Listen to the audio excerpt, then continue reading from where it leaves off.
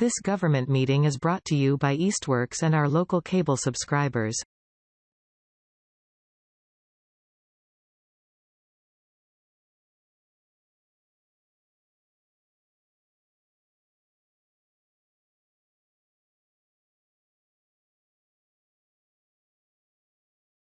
All right, it is 6:02. I will now call to order the May 20th meeting of the Easthampton Conservation Commission. This meeting is being recorded. This meeting of the Easthampton Conservation Commission will be conducted in person and simultaneously via remote participation online to the greatest extent possible. Every effort will be made to ensure that the public can adequately access the proceedings in real time via technological means. In the event that we are unable to do so despite best efforts, we will post on the City of Easthampton website an audio or video recording, transcript, or other comprehensive record of proceedings as soon as possible after the meeting.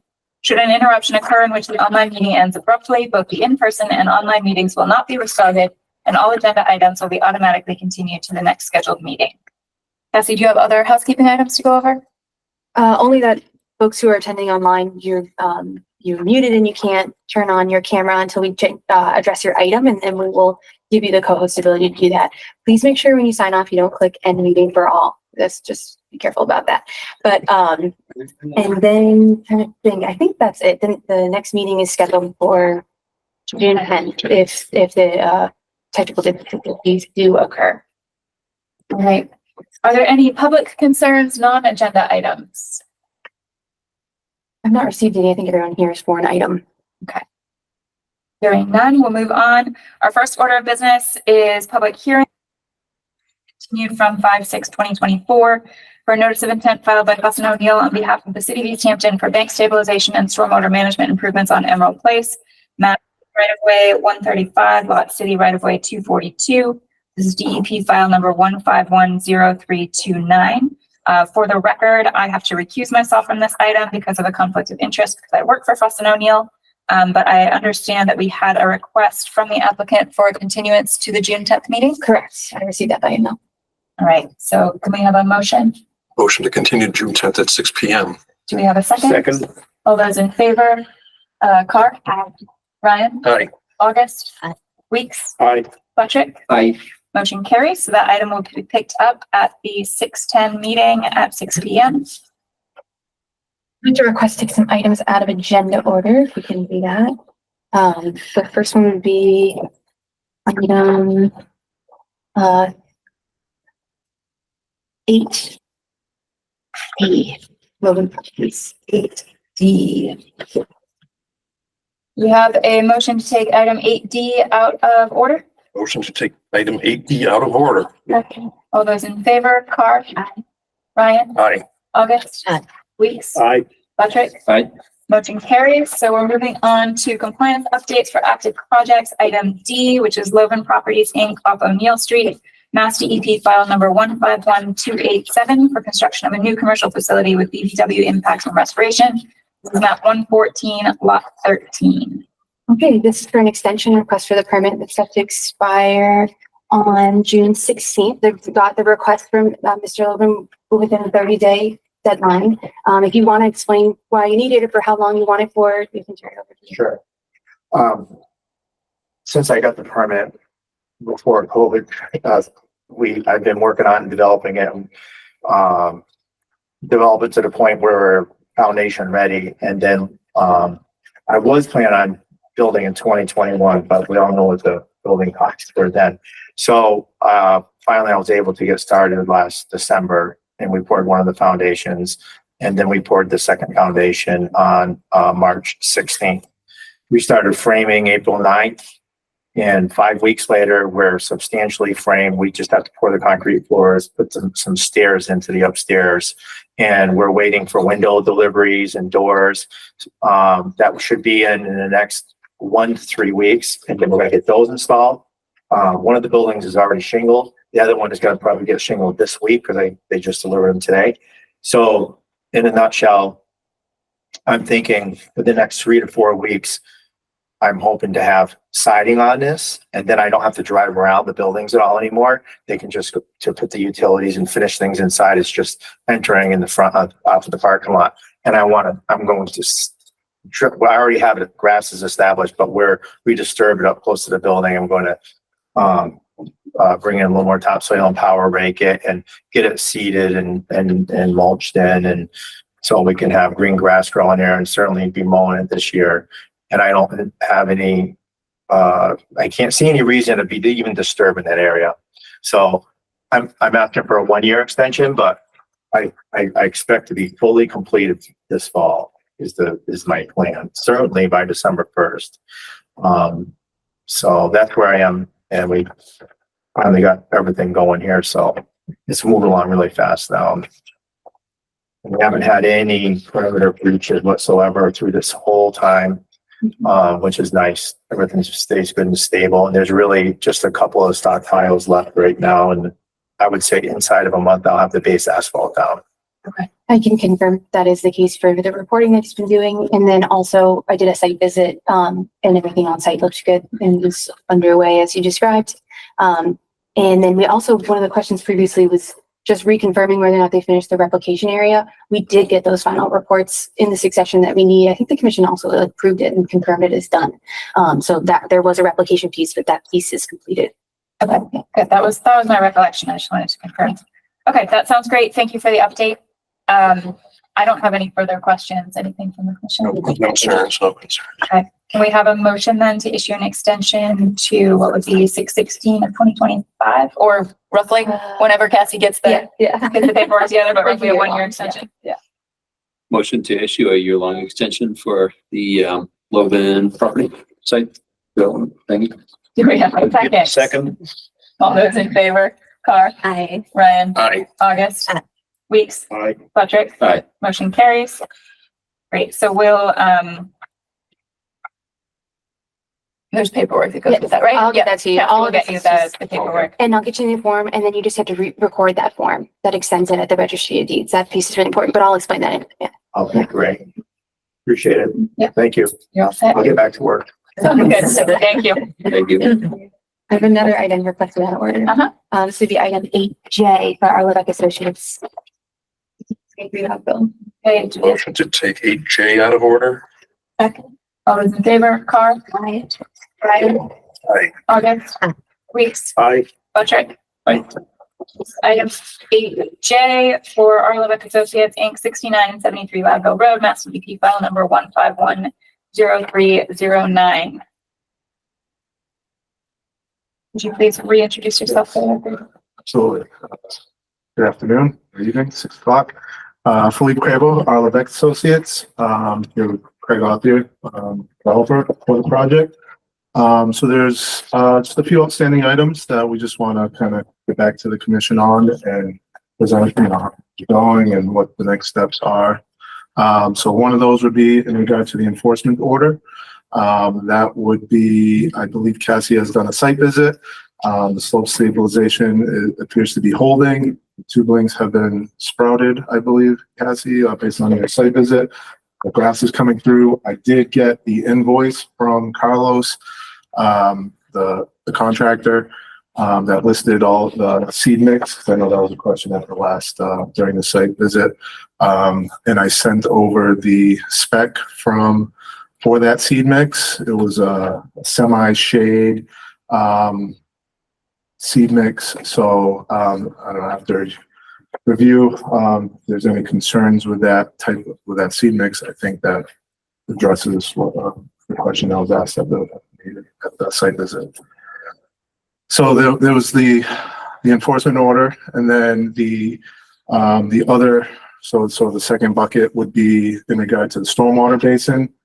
So we are working, we sent all the information to engineering back when, Dan Murphy was still here. So we're working with Dan, and then, obviously he left the engineering position that he had. So I get it. Everything's falling on Diane right now. But we have sent her everything. I sat on the phone with her for about an hour, walked her through all the revisions to the plan. That's what this plan depicts. I just want to highlight a few things. So basically, just the recap of what was discussed at the site visit. So this is the outline here in sort of this sinuous topography of the original design basin.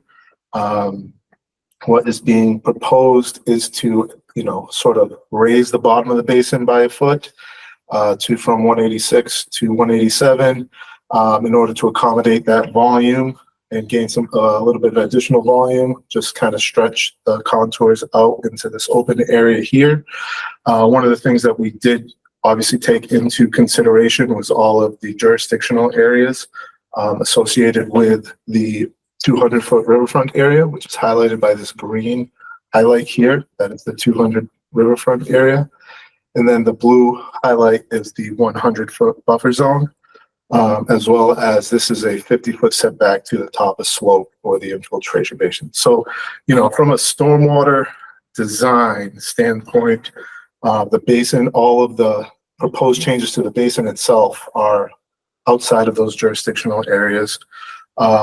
Another thing that we're proposing is to introduce an outlet to that basin, because what's happening is the basin is obviously all the impervious area from the site is being directed to the basin, roadway and roofs, but it's just not infiltrating as fast as we had anticipated. There's during construction there was a restrictive layer, like a clay restrictive layer. It's fairly deep, like you can't just like remove it to get it out of the way, unfortunately. So it's there. It's kind of stopping the water from going down. Well, our intent is to raise the bottom, gain some separation, and hopefully that 1 foot will promote a further draining down of this basin. The outlet structure will have an orifice at about elevation 188.25, so about 1.25 feet off the bottom, and that gives us the required recharge volume. So this new and updated design still meets all of the stormwater standards in regard to recharge, water quality volume, and all that has been documented in an updated stormwater drainage report, and that's what's in front of the engineering department right now. So We have that report as well.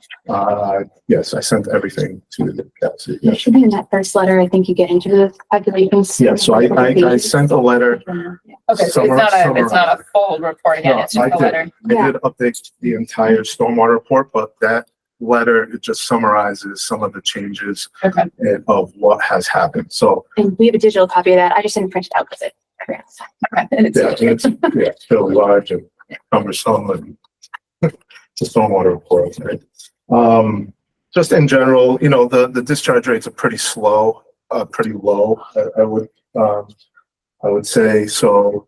In the tenths, it goes up to during the 100-year storm up until like the 1.4, 1.7 CFS discharge rates off the site. So they're not, excessively high discharge rates. And this will maintain that the discharge rates and the discharge volume to the wetland and the riverfront area to the north remains the same. So part of the work would be running installing an outlet control structure, running a pipe over to a level spreader where it can sheet flow. Obviously discharge to this shallow. It's a very shallow, isolated wetland here, and then that sort of would then sheet flow down and discharge off to the north. I believe we walked this area specifically, and there are stakes out there in the field now that show. So the silt fence line would essentially connect from here to here now, or it does right now. So just in order to facilitate the installation of this level spreader, we just have to bump out that silt fence line just a little bit.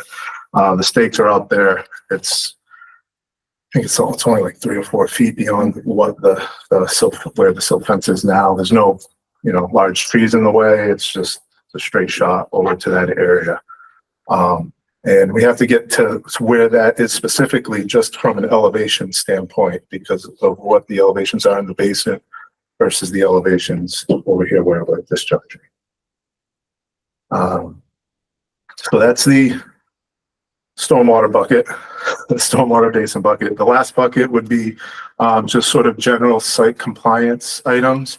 And that, I think that's where the sort of some of the questions that have come up in regard to the grading, sort of there's some steep slopes behind some of the units. I spoke with Carlos, and the intent would be to sort of before we come back for certificate of compliance to walk the site with the homeowners, with the commission, and make sure that everything is to plan and satisfactory. So that's the third bucket.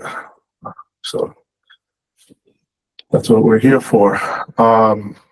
In summary, are there any specific questions? Or I think that from a stormwater standpoint, we were working on it with Dan.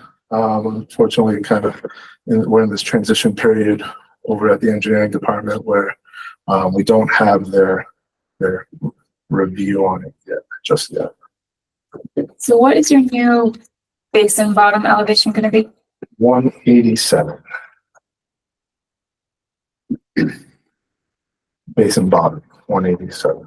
And what was 188.25? That was the orifice. So that's the inlet to Yeah. the drain. And what's the outlet of the drain? The outlet, the pipe outlet? Yeah. 188.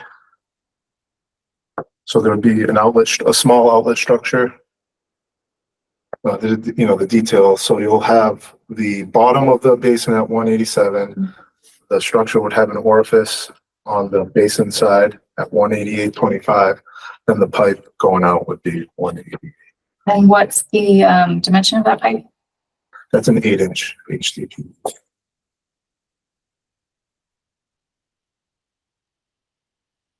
And how long is it? So it takes an angle. This first run is 138 feet and 56 feet.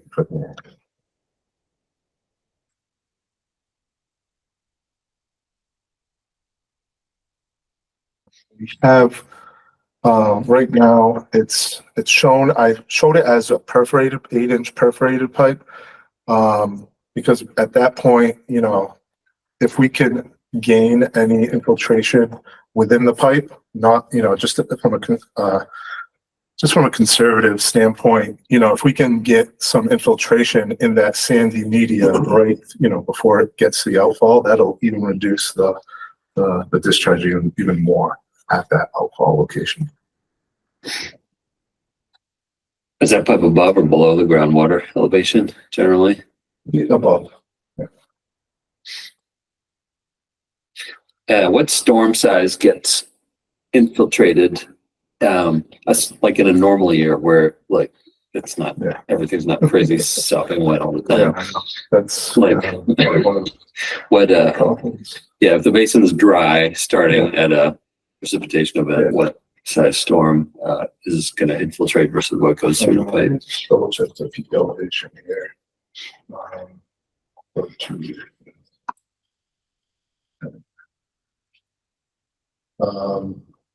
So a 10-year storm, it does not reach the elevation of the outlet yet.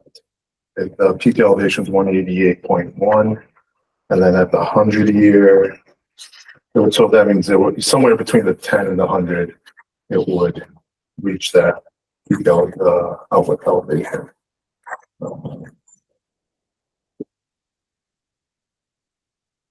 Yeah, 189.7 is the peak elevation at the 100.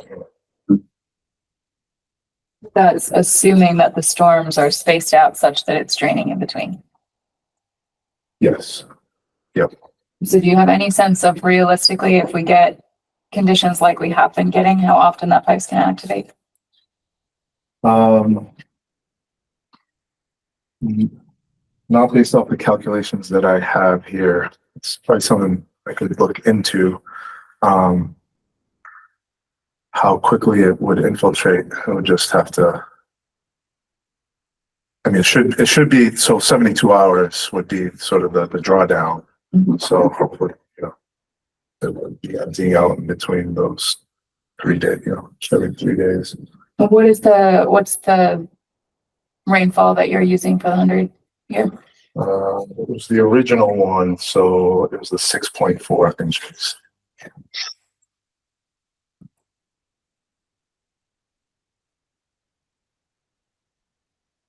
We've been going to know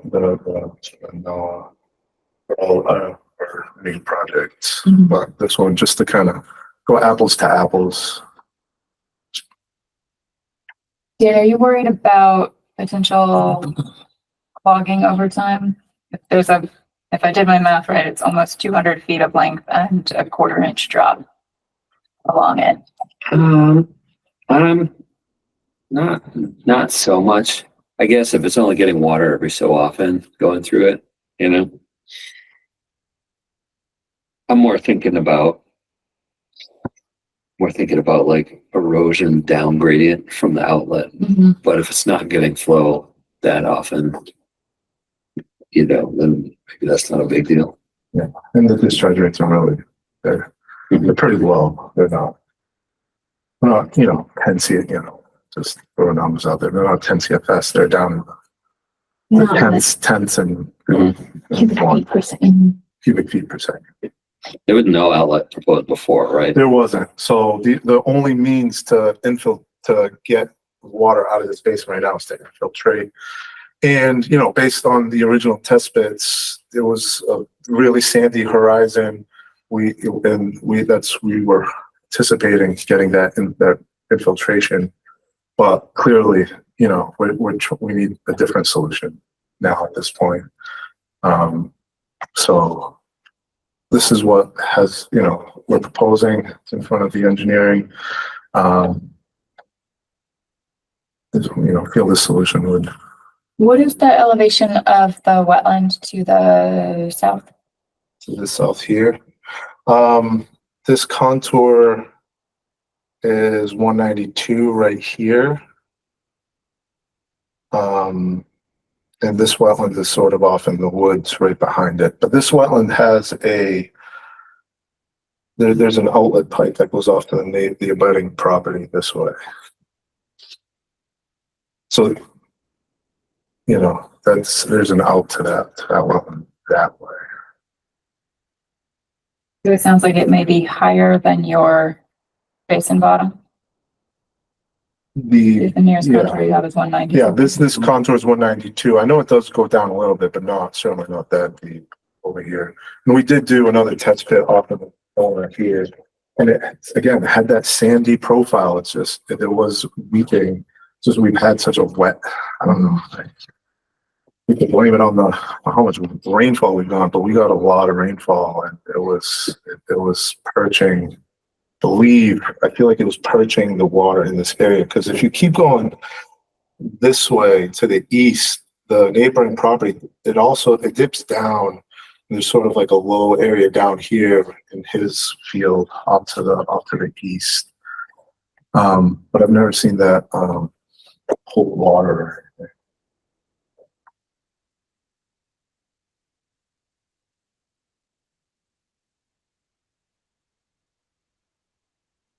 So we know there's a lot of seepage coming out of the slope that we can observe at various spots along the way, right?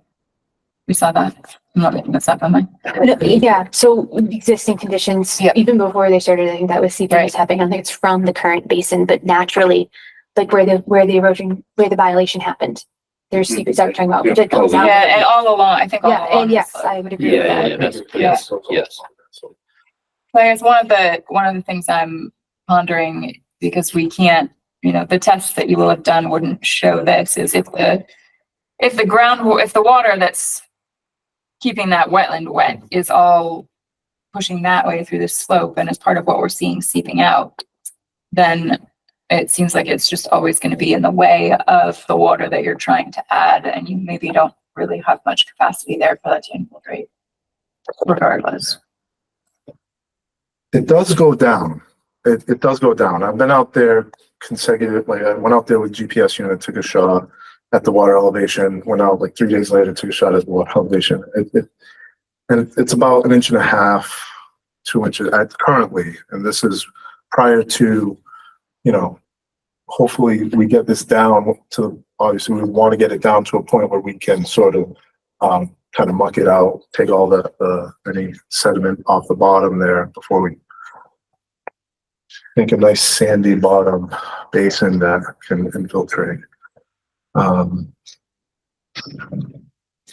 It's one of those goofy regulatory situations where, like, you know, you got to provide groundwater recharge, but it's like, what groundwater are we recharging? It's not like there's a public water supply well here. And, you know, it is putting groundwater into the ground there in a way where it might seep out into that wetland during a dry period in the summertime, which is beneficial, you know, for the Wetland Protection Act. But yeah, it's, I fully expect that water's going down, and then there's Yeah, some and perched running- layers and Lateral, running yeah. out to the brook, you know. Yeah, exactly. It's just Yeah. riding on top of that clay layer. What kind of analyses would we need to have a better sense of how quickly it's actually going to drain? Because my other concern is you've got your outlet is going to be 1.25 feet Yes. above your bottom. So you've got 1.25 feet of water that's got to drain effectively within 48 hours to keep from having a massive mosquito problem. And if that still isn't draining fast enough, we're going to be right back at square one. Yeah. Is that some kind of mounting analysis? I'm like at the edge of my Yeah. H&H abilities here. It's not my area. I stopped doing stormwater stuff 12 years ago, honestly. So what we've noticed, or at least what I've noticed through monitoring this thing for forever at this point, it feels like since last fall, is it draws down, you know, down to about 186, which would put us like about 2 feet above that clay layer on this side, and then that clay layer sort of dives down. We were down, you know, 10 feet and hadn't hit it yet there, just above. So, you know, it is diving down as you get closer to the slope. How do you calculate that? Yeah. Rounding analysis could potentially give us some information. That would be, you can look into it if that's what you think is what you prove. I mean, I don't want to wind up back here next summer because it's still not functioning and you've wasted a bunch more time and money and we still don't have a fix. So if there are, I don't know what those methods might be, but if there are other methods to help ensure that we're doing all the analysis we can to know it's going to drain.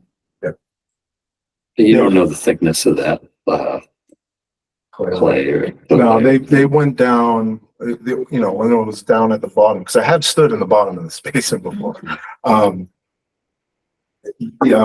These dry wells, you know, it was 3 feet, at least 3 or 4 feet below that at the bottom of what it is now.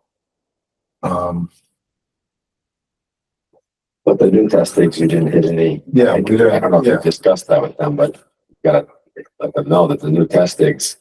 Yeah, there's we no, didn't hit clay. yeah, we didn't hit clay, especially out in this area, which is why we're trying to get out towards this side. So it's really sandy. I have photos of the test pit when I was out there. It's really sandy profile.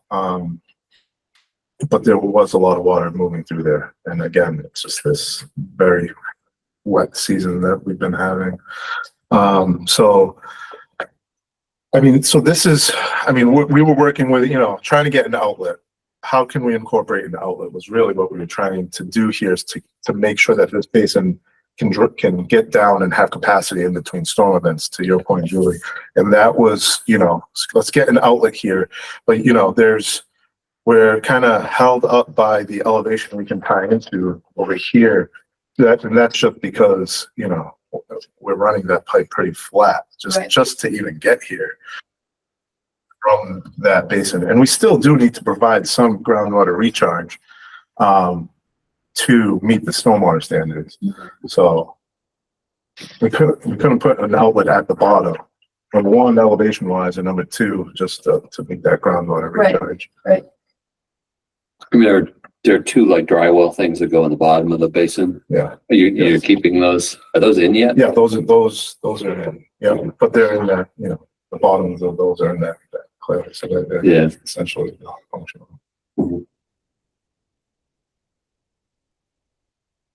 Oh, we don't have comments from Diane yet. So, no, we don't. I know that Dan Murphy had sent you, would have been able to send them like a list of questions and you were able to provide a response. Yep. We don't have Dan's response to those preliminary questions, nor a final kind of review from Diane, who's the new city engineer. So, yeah. Okay. We're kind of getting to, want to take advantage of some of this decent weather, it's finally not raining. We're going to be gone next week. I know, like 3 inches every week. It was like 3 inches every week there for a long time. Yeah, 10 years seems like we're like the new month. Yeah, right. I've been getting together a closeout report for a 2-year project, and it's 17.5 storms and 2 4-inch storms in 18 months. It just finished up. Yeah. I've been watching it happen when it rains at night. I'm like, please stop it. How's it looking out the water's in the basement now? Today. Well, I was out there last week. It was a little bit above the riprap, and that riprap is a foot tall, so it was about a foot and maybe a couple inches on top of that. Mm-hmm.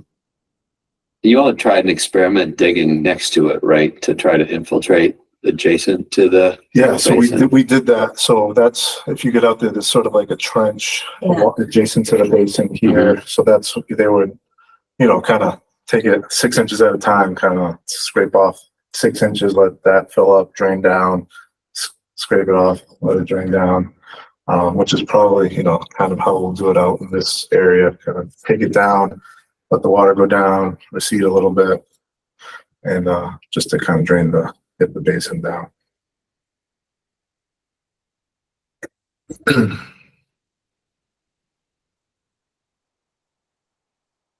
Any other questions on this piece right now? If it's helpful, I can explain kind of like the decision before the commission as a change request. You're trying to make a determination of one of 3 options. Yep. Either it's a minor change for administrative approval, you could approve it now, and then I would just send a memo. Or you think it's big enough change that needs an amended order, you don't reopen a hearing, and then come back and like put out butter notifications and things like that. And then at the next meeting, you would make a decision if you approve it or not. And we do reissue the order of conditions as amended. And then the third option would be that you need a new notice of intent. The policy from DEPs, you really need to do that if it's going to increase impacts to jurisdictional areas or if it's going to really changes the scope of that project. And I think there's another one, but I don't think that it applies. Really, it's the increased impact to jurisdictional areas. It's the most common piece that would be considered. So I don't know if y'all have enough information to make a determination. Do we have enough information without hearing the final decision from the city engineer? That's all. And those are all relative. Enough information to make a decision, or enough information to know which of those cases we're going to be in? All of it, Yeah, both, I guess. without the feedback. Right. Will be. So all of those options are relative to the Wetlands Protection Act and irrelevant to the stormwater permit, That's correct. Yeah. Yeah, so I think that we're fine doing this as a minor mod in terms of the Wetlands Protection Act, unless anyone sees it differently, Concern. because we're outside of all of the resource areas, except for, where are we relative to the riverfront with your outlet pipe? So it's this green line here, and the yellow is. Yeah, so we're outside of riverfront. Yeah. Just Yeah, we're barely. outside all the Yeah. jurisdictional areas. Yeah. So yeah, I don't see any issues doing this as a minor modification because the stormwater impact is the real concern here. But I don't think we have enough. I want to wait for Diane's response and potentially some additional information.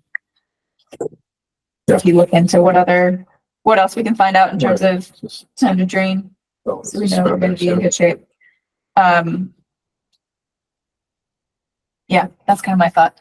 Okay. Insightful. As far as the stabilization seed mix, Cassie, when you were out, were you seeing more germination than we were seeing previously? So I can send you I can show you all the pictures now if you want. Sure. And You said the ferns didn't make it. it didn't seem like, I don't know. It didn't seem like there was a lot in the way of ferns down below in the wetlands area, but there is a lot of skunk cabbage coming in. and I would say in honesty, it looks very similar to the area outside of the violation space, which I think is what we're mainly trying to achieve. On the slope, I think that the grass is coming quite nicely. The seedlings, of like the shrub plantings and things, they're starting to sprout a little, but you know, they're not like super robust or anything, I guess, but I don't know if it's been enough time for them to really get there. I'm going to zoom through these pictures just to And get what to that about the space. shrubs at the bottom? I've a few, I can show you those pictures as well. Kind of same story. Like they're just, you know, they're there. Some of them are looking better than others, but generally, Still, it's what, May 20th? right. Mhm. Okay, What did we plant for shrubs? Do you remember? I think- Well, you actually have the invoice there. I know, yeah, you sent it to me the other day. I list can't- of, Was it dogwoods? I know a couple, they weren't available, so they substituted one of them, but, I think that was approved. I feel like I remember discussing that. Let me just, on the slope, there was, pussy willow, gray dogwood, and Christmas fern. And what about at the bottom area?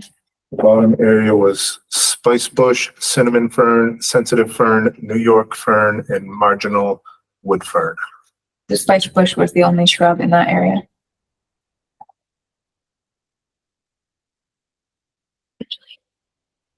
Sure if that would be leafing out yet or not. It might just be slow. it's definitely way shadier down there. Yeah, makes a difference, but this is the top of the slope. The plantings aren't as obvious, but just look very well seeded in terms of grass. And then this is looking down. You can barely see I tried to get some close-up pictures of some of the planting. Let's see if I can. No, this is from March though. That was earlier. Older the site visit, actually, I'm I realizing. was in a few of those photos. Yeah, hold on just a second. I think I'm on navigating the wrong thing.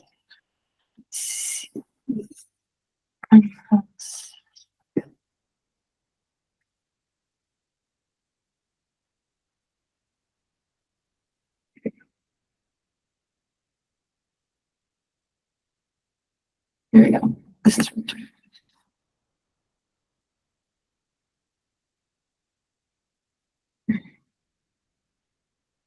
Well, see, this seems like it's not the pictures either, which is weird because I feel like.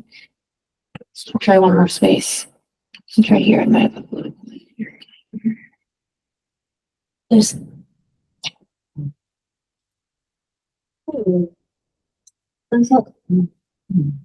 Well, These are all dated 23. Yeah. Yeah, As opposed these to are dated 24. 23. oh my gosh. So Oh, you know maybe what? It's on Okay. the wrong folder. Here's the thing. This, whatever reason I use this laptop, it will sometimes jump up to the one above it, and I don't know why. That looks Saying it wasn't promising. me. This is better. Okay, here we go. Sorry, folks. These ones are from December of 1979. Oh, yeah, yeah. No idea why that is happening. I have no answers for you. It's been happening for a while now. It's very bizarre. Okay, here we go. This looks like a sunny time. That makes more sense. Yeah. Okay, I'm just zooming through. I tried to get a lot of pictures of the basin. Yeah, way better. It's grassy. Lord. Okay, you can see some of the little guys from this perspective, but it's hard. These are them here. You can see it. I can try to zoom in more if you'd like. I think there's one right here too. Kind of looking at one. This is one of them. At the top of the slope again. Now we're working our way down. Some of the ferns, you can see them start to come in on the slope. Yep. So these little guys. Let's see. I'm panning around. Okay, looking down. Okay, now here we're getting down to the area. So remember, there's orange stakes. There's going to be marking where. Here's one in the back. So this is kind of the general space of where it happened. And that was all skunk cabbage, I think. But I did take some closer pictures, so of some of the plantings that it seemed like I could find. So I'm just gonna go quick because yeah, like this is one of them. It looked like.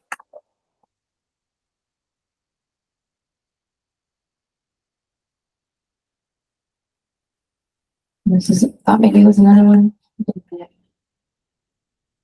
To speak of. It's so hard with the perspective of the picture. But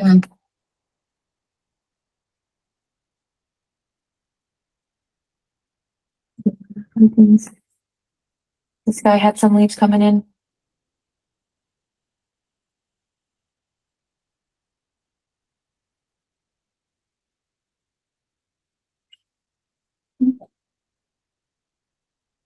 There's a fern in the background. This one doesn't really, it seemed like one of them didn't have anything. A fern. Just kind of general overview. That's within the restoration area. Mhm. And then you can kind of see beyond it. Yeah.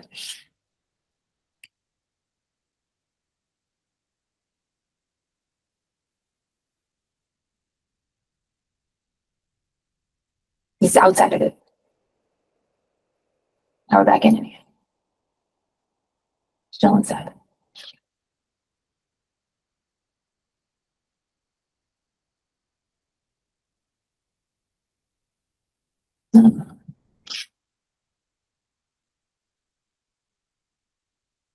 Back up to where the slope is.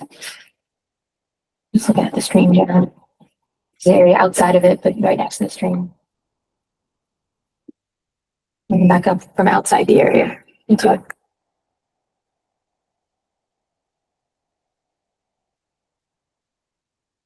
It's generally coming along. Still want to keep shrubs to make sure that they're surviving. We're getting good coverage on the slope.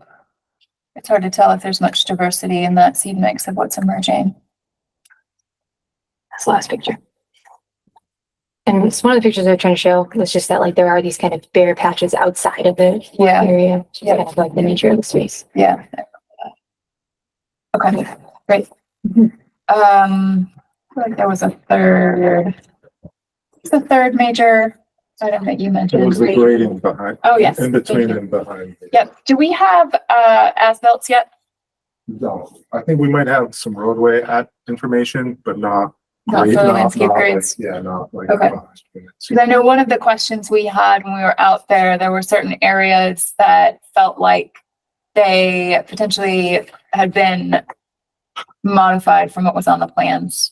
Like there was sort of the plateaus right out behind places and then that sharp Yeah. that's- drop off for a couple of feet. I don't recall that being on the plans. And there was also some question about that area that we looked at. I don't know which units that was in between. 9 and 8. Further to the west. Yeah. The Yeah. cul-de-sac, like you Yeah. said, and the cul-de-sac. Right. Between those units. Right. Yeah, I think that's certainly a moderate location to monitor. That's lawn. That's just kind of getting funneled down and into that gully back there. But I think that's also an area where there's that grading that we can kind of sort of look to do something there at some point before we close this out. Yes, I think it would be helpful to see how the existing grades match up to proposed. Yeah, right. Okay. For starters. Right. Anything else for today? All right. Any other questions on We your have side? a hand up. Hold on. This is, I believe that's Carlos. Yes. Carlos, you should be able to unmute yourself if it's okay. Yep. Can you guys hear me? All right. So I was watching the last meeting on YouTube, and you guys, when you were talking about monetary, as far as me paying something, I think you guys referred to it as getting you to stop talking about it. So as far as I remember, I still have money in escrow. And I think it's $6,000 from what Cassie told me one time. So that I'm possible, I would look at the possibility of, paying that as the fine or whatever way you want to call it, or, as you said, stop talking about it. Fine. Got it. That's an unofficial term, but I think we all know what we're talking about. I appreciate that, Carlos. Thank you. Yep. Kelsey, have you had a chance to reach out to PCT and talk to them about that option? Yes. So I spoke with Garrett Stover, who is like a prominent volunteer for the Conservation Trust. And I think that he was going to talk to the board about it, but I need to follow up with him about how they came around, what they determined. I spoke with DEP about it first. And the concern is that it needs to be something that we base it off of, you know, some kind of metric that would make sense in terms of how we've decided what the amount is. That could be something like maybe, he explained that DEP has a very explicit like tool that they use that even he doesn't have access to. It's like a set thing. And we couldn't use that to make this determination. But that's usually how they do it, as it were. It's like a calculation. Thinking about it, you know, we could be in terms of trying to figure out the idea was to ask PCT, like, do you have a project in mind? What would be the cost of that project? If we set it that way, and just then it's not like we're arbitrarily choosing a value. It's like that's what they're trying to do, and the commission decide if that's something that seems reasonable or not, in terms of having that be required or partially find something. Talking to Garrett, he was interested in, he wasn't sure if there was a project or not. So that was something he had to figure out, and didn't know if they would have something for that property or somewhere else. Maybe that could still make sense and be helping the commission get that mitigation that we need and want for that, for this space. The other idea was potentially kind of more in line with what originally we had been trying to do, but was to get funding for some kind of neighbor outreach about best management practices in the general area. And again, that was supposed to be potentially like a piece of the habitat evaluation that we're going to have the professor do. But instead of doing the evaluation, more just have some kind of outreach to neighbors. And then another option, which I didn't know how feasible it might be, was outreach to neighbors in terms of like, would they be interested in trying to get a CR for their property or do some kind of land conservation that way, just to reach out, just doing the outreach initially. But again, that one was a little harder to understand how that would actually be pursued. That was kind of the initial ideas. I do need to hear back from him about, I need to reach out to him and reconnect on what PCT felt about that as a board. Okay. Those potential. Are you options. saying that the money would go toward the reaching out, or the money would go toward the CR? For the last option, I would think the reaching out, like the outreach piece. So either hiring someone to create outreach to do that, or I'm not really sure. That's where it kind of harder for me to know what that would look like. And one of the metrics you mentioned was something about like how many hours they were. So that could be another way to determine some things. Do you know? Do Well, we know how many hours it was? How many hours does the conservation agent put towards the work? And then we could do it based off of my wage, and then that could calculate what the Or fee how would be. many hours the water was getting dumped into? That's another question. I don't know. That's a harder one, but we do know potentially how long it was running. I know what time I turned it off. I don't know what time it was turned on, and we could probably get the information of what the volume of that pump capacity is. I don't know if that's the way we want to do it. Then the other option, sorry, I thought you were talking about the other option. The other option potentially could be hours of work put in, and I would just total up the site visits done related to the enforcement order and the commission meetings, the parts where we talked about this. So it'd take a little figuring, but you do it that way potentially. So it's kind of like the amount of time the pump was running, but I don't know what the number would be associated with that, or the hours that I worked, or PCT setting a number for a project. It sounds like.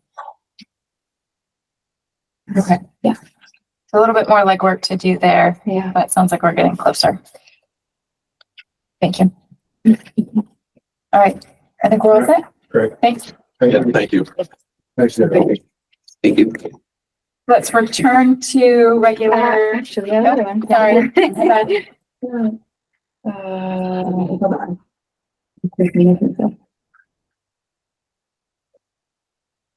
Okay.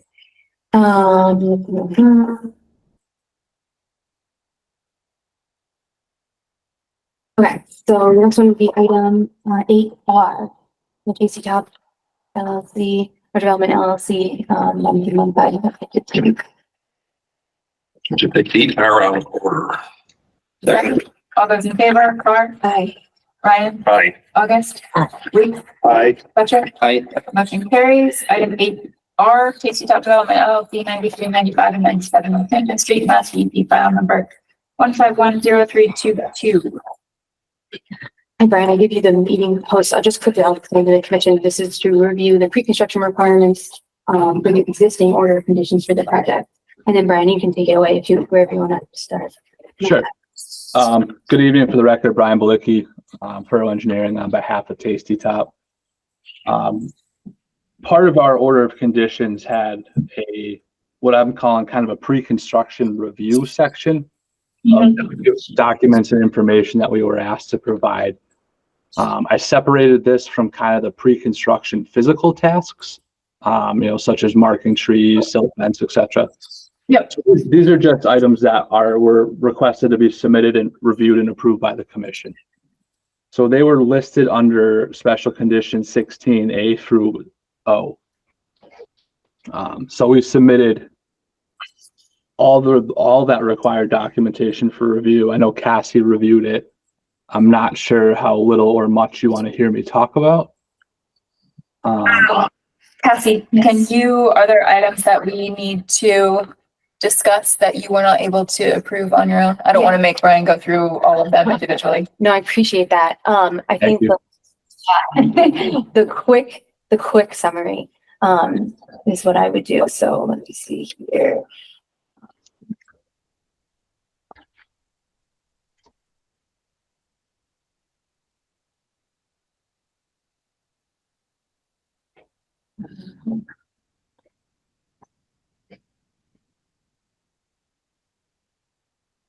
So what items that I'd like the commission to take a look at would be the stream crossing construction plan, the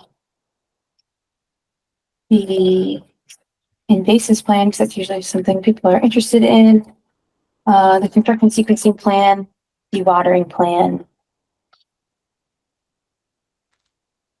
and we can talk about the NEPA status and the RFP for the emissions consultant. So we can start really anywhere, but those are the ones that are new to the commission. I haven't seen them yet, and so it'd be nice to just get for the record that you guys approve it and are accepting of it. Let's go on the list. If you guys want to start, we can start with the stream crossing construction plan. Sounds good. I can pull it up here, Brian, or you can pull it up. I've kind of separated them each out as their own documents. I split that PDF you sent me. So if you want me to do it that way, I can do that. Sure, if you don't mind. Mine's all 207 pages in one.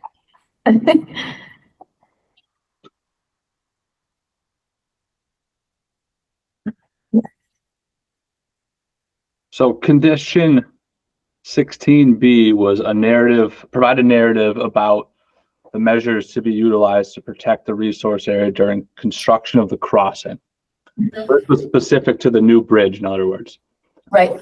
So I listed out the sequence of events that should be provided: install the erosion controls, get the erosion controls inspected, remove the tree/vegetation within the approved limit of work, excavate the foundation on the north side, the driving range side of the crossing, install steel sheet piling vertically on the resource area bank to stabilize that bank. As we presented during the original permitting, the excavation isn't very deep below grade, but we would drive some piles in to help support that bank as an extra stabilization measure.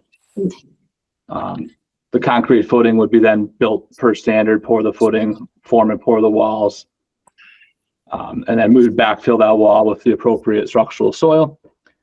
And then the process would be repeated on the opposite side of the bank with small excavators that would use the existing crossing to get to that side.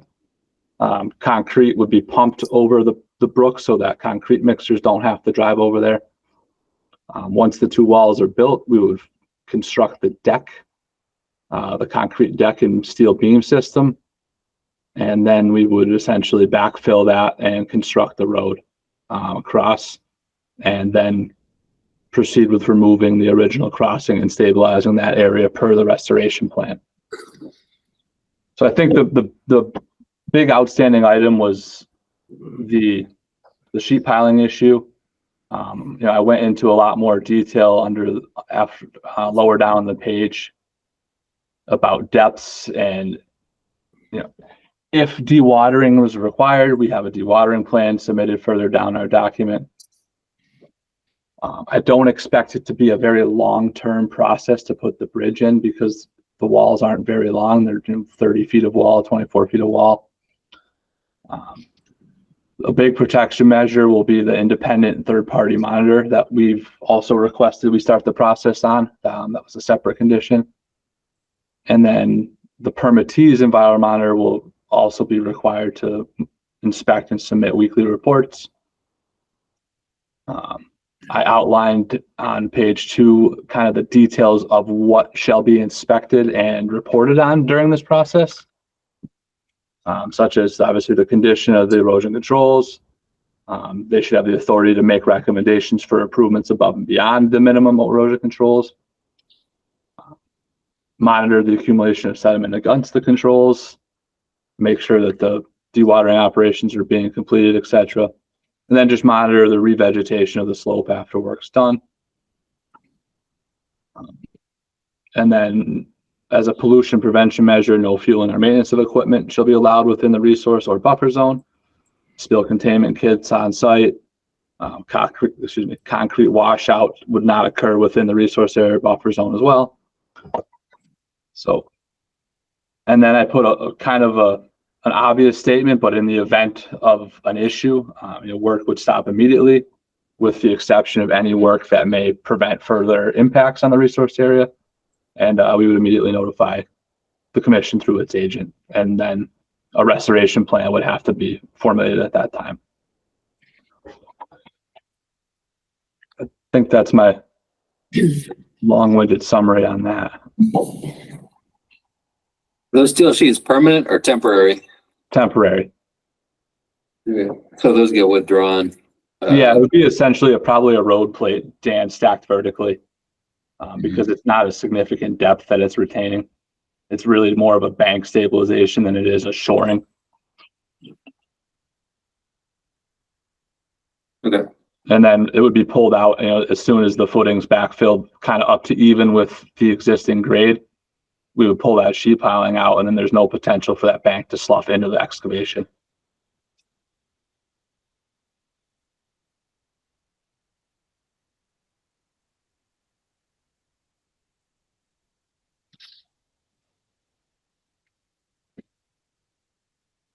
Other questions? Because of that, you're not using like temporary cofferdams or anything, and then that steel sheet just keeps everything on the side that it's supposed to be on. Yeah, because we're going back, bank to bank, clear over the resource area. There's no need for any bypass or cofferdams or anything like that. Yeah. Like I said, I think the excavation's only going to end up being a couple feet below grade on that side. So. Yeah. And that, go ahead. You can finish, Brian. I forgot what I was getting at. The whole excavate, the whole wall system is only about 4.5 feet below grade at the worst case. And that worst case is going to be on the uphill side of the, on the further away from the resource area. And the location of that sheet piling is a foot or 2 feet behind the bank flagging, correct? Yes. Okay. So we left room for, the erosion control, and then a little bit of an earthen buffer, and then the excavation will start. Okay. So when Cassie approves, or the environmental monitor approves the erosion controls, they'll see that the erosion controls that are going in step 1 are outside the resource area, which will be clearly reflagged if needed. And then the sheet piling will go inside, away from the resource areas of those erosion controls. So it'll be very evident where the boundary is that they're not allowed to cross. That's true. There'll be that sheet piling will kind of act as an extra barricade as well. Okay. So we'll have the flagging, the erosion control, and then the excavation work will start uphill of that. Okay. And we'll make sure that the monitor is aware that any deviations or changes that would cause a need to go beyond those control points will need to come back here before we can proceed with anything, because that work's not approved. Right. The goal is to do it obviously exactly per plan. Right. If anything changes, we will go through the proper channels. Okay. All right. All good. What's next? Okay, next step was, Performance bond, we submitted a copy of the performance bond for the stormwater, $678,150. That bond is not active yet because we don't foresee starting construction until later this summer at best. So what I wanted to submit was basically proof that we could obtain the bond and format of the bond. I don't want it to go into effect until we're closer to construction because they're quite costly. But the bond is good for 1 year. It automatically renews unless we get a closeout document. And then we can submit that bond annually to Cassie to prove that it's still in effect. Okay. So we'll be looking for the final active copy of that prior to construction. Right, which, like I said, I don't want to. No, I understand. Yep. Just confirming. yeah, no, that's good because what you can do, Brian, when we do the on-site, for all the on-site conditions, the pre-construction conditions, you can give it to me then, because that's going to be, it's assuming you're going to install those probably right before construction. So I'll just need it before I can sign off on the building permit. I'll have to get the signed, confirmed version, but it sounds like the commission, that's good to know it auto renewed. One of my comments was like, oh, it's only for 1 year. Like, what's the plan? But if it auto renews, then yes. I've never seen anybody issue a bond for longer than a year. I'm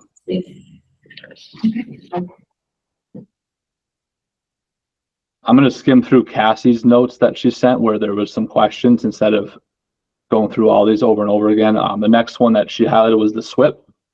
Yeah. The SWIP, the same applies. The SWIP's good for, oh boy, 2 or 3 years. Well, the SWIP's good forever, but our construction general permit's for 2 or 3 years. The burden will be on the applicant to renew that timely and submit it to the commission prior to its expiration. And then if the SWIP needs to be updated because the general permit changed, we'll do so at that time. And so you have submitted and started the timeline on your permit already? Yeah, we have active coverage on our NIPD's SWIP. Great. The final construction plan set was submitted. It is identical to what was approved. There was no changes made by any boards or commissions or permittees since then. And Cassie did raise an issue that I did miss. The erosion control plans, I need to add some additional stockpiling locations on kind of the back phases. That was overlooked. So I'll update that plan and resubmit it. Okay. Obviously, we're not hauling topsoil from the back lot to the front lot to stockpile it. That's just not practical. Right. So I will update that. Where did you land, Brian, on the entrance configuration? It is still, probability lies with the roundabout. Mass DOT is informally on board with that. Our application to DOT can't go in until our MEPA certificate's issued. Right. Okay. So it's still hypothetical, but everybody seems to want the roundabout. So I would expect that to be the case. Okay. So they're final construction plans, but you've still got those variation sheets in there and not selected yet. Right. We have basically two options for the first 50 feet of the road. Thank you.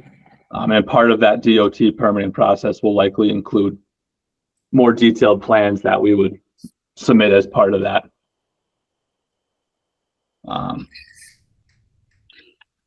Cassie had questions on the construction sequencing plan. We submitted phasing plans. We submitted erosion control plans. This project's magnitude makes it kind of difficult to outline every task by a date. So what I would like to suggest as an alternative is that we rely on the inspection reports to keep the commission up to date on the actual status of construction versus kind of a hypothetical date schedule. I mean, the phasing and the sequencing are well spelled out, but milestone calendar dates are kind of impractical to come up with until we're further along in construction in reality. So I would like to use that sequencing plan as the foundation, but rely on specific dates as part of our inspection reports that are going to be submitted. I think that generally sounds fine. I'm more concerned with the order of operations than the exact timing. With the caveat that we want advance notice for anything that is going to require additional review or is sensitive in terms of how it gets implemented. Right. So I think the sequencing plan we put together is in line with what was requested during the review process. And I think that, like I said, the order of operations should stay the same and, the scopes of the phases, et cetera, but the timeline may shift or slide during construction. So it's not practical to throw dates at it now. And obviously we understand any changes would need review by either Cassie or the commission, depending on scope.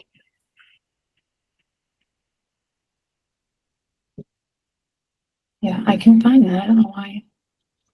I slivered that one out too, but I'm not seeing it here. If you want to look at the sequencing plan, I can find it for you. Were there things that you thought we should look at, Cassie? No, it just, it was really just that general note that in the past we've gotten a different, but I think to me, it made sense that wouldn't necessarily be feasible in this instance. That's fine. Going down Cassie's list, dewatering plan. Let's see.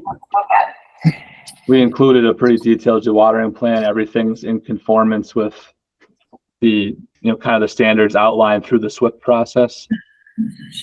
Notification, we could make it that the commissioner Cassie gets notified before the dewatering begins to the greatest extent feasible.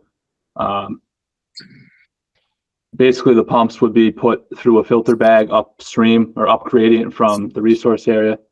That filter bag would then discharge via sheet flow over ground, directed towards either settling basins or the erosion control areas. I took these basically criteria verbatim from EPA's requirements as they were practical to cite. So, it's expected that we may require it during some of these operations. Probably more likely it would be the sanitary sewer and the bottom of the catch basins would be where we would most likely see the need for it. Everything else is pretty shallow excavations. So I'd like to see, and I'm assuming it's not here, but Cassie, can you scroll down? Yes. Is there anything further? Yeah, there is, kind of just goes into detail for each of those. Equipment allocation, illicit discharge plan, and stormwater basin dewatering during, if it's like they're full already, and then it should rain. So I'd like to see actual proposed locations of where this would happen for the various potential needs that you have listed at the top. Where you would set up your dewatering,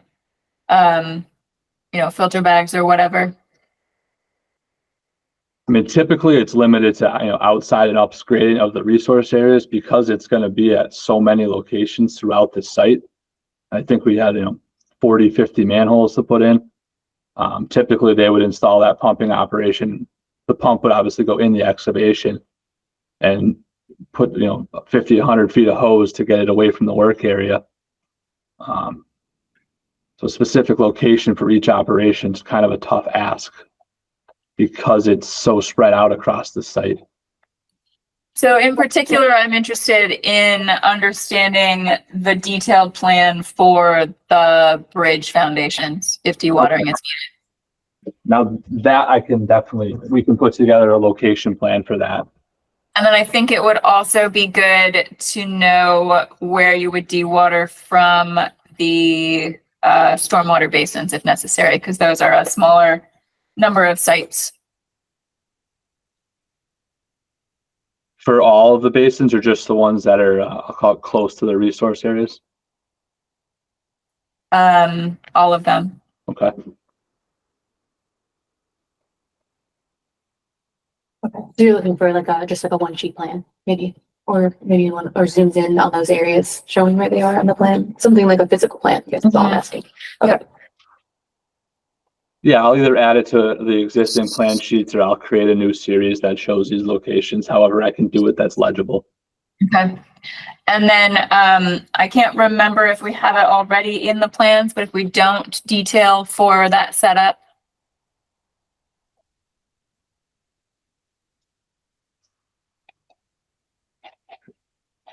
Testing my memory now too. I don't know if there was a detail or not.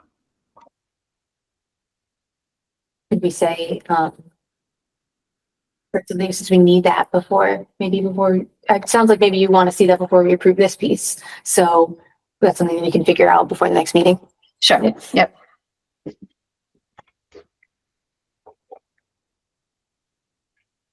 you're looking for a detail of like kind of how the dewatering bag is configured. Yep. Okay. Other questions from the commission? All right. What's the next one?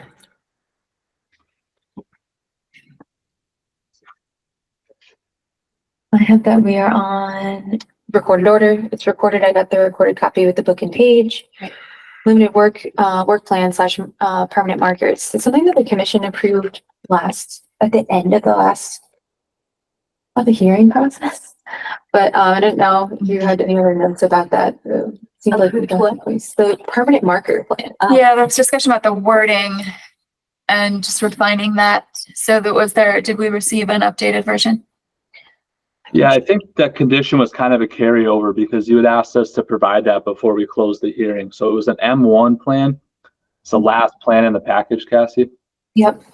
It was called now, it's a conservation monument and signage plan. So it shows all the permanent markers. It shows the area where the building was removed. That's going to be permanently restricted. It shows the buffer zone around that replicated wetland. Yeah, Brian, we were fine with all the locations. My recollection was that there was maybe going to be some continued discussion of the wording, but maybe that got captured in this. I can't remember.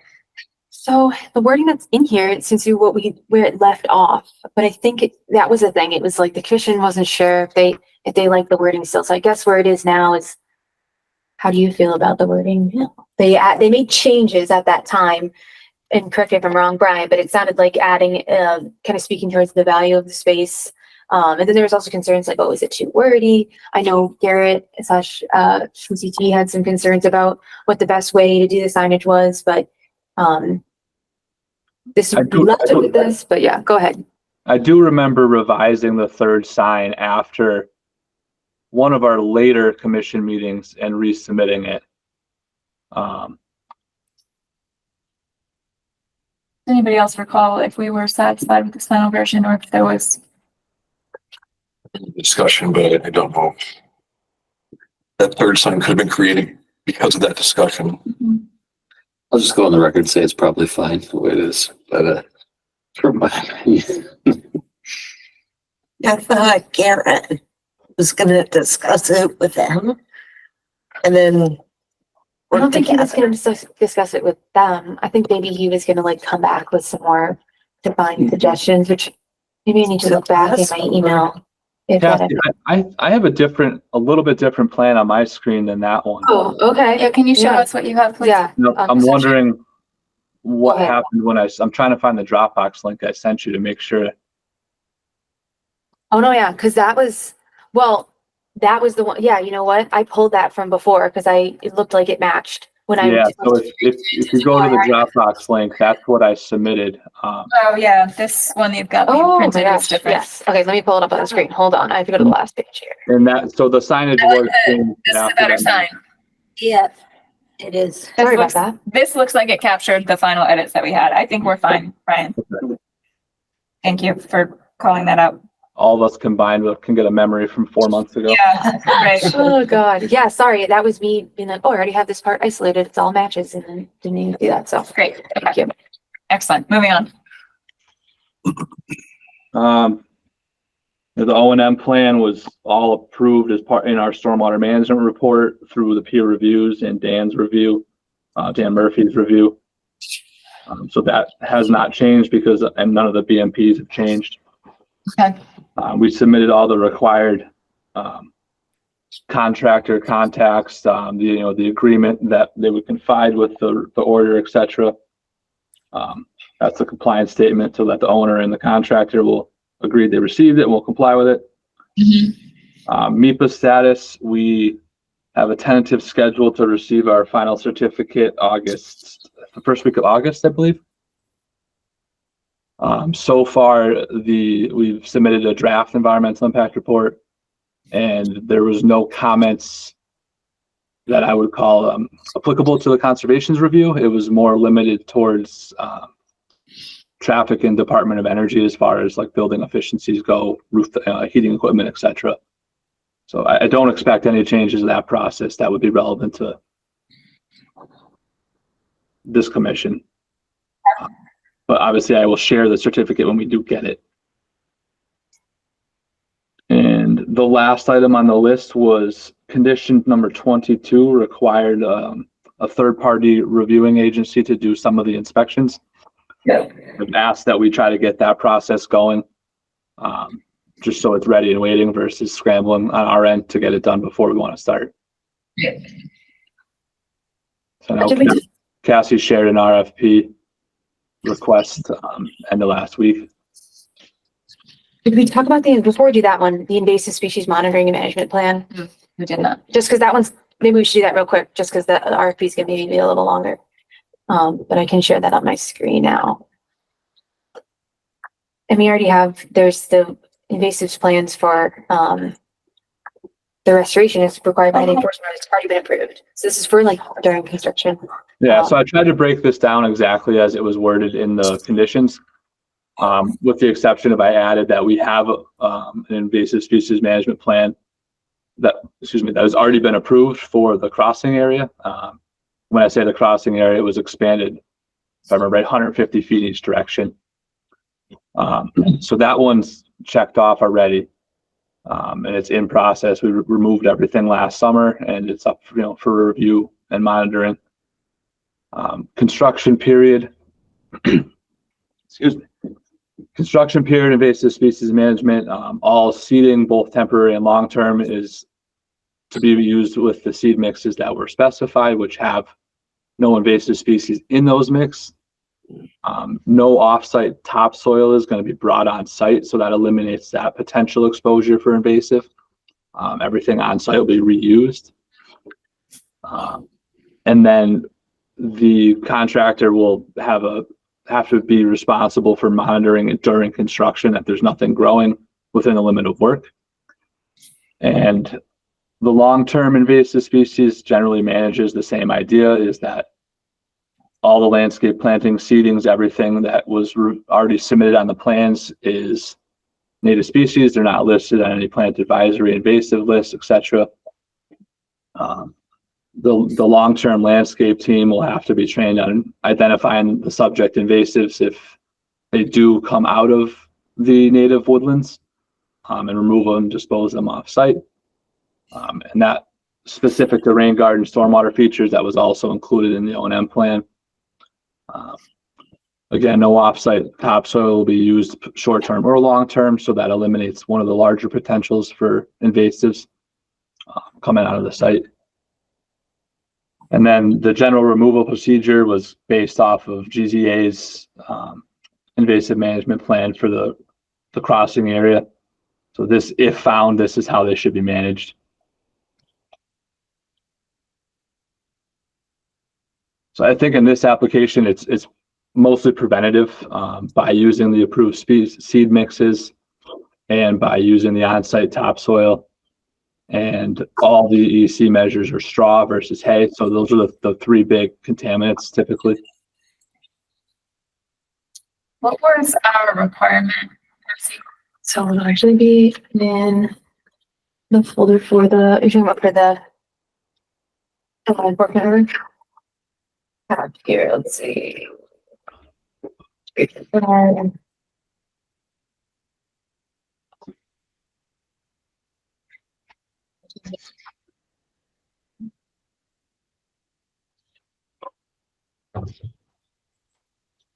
was 96. Here we go.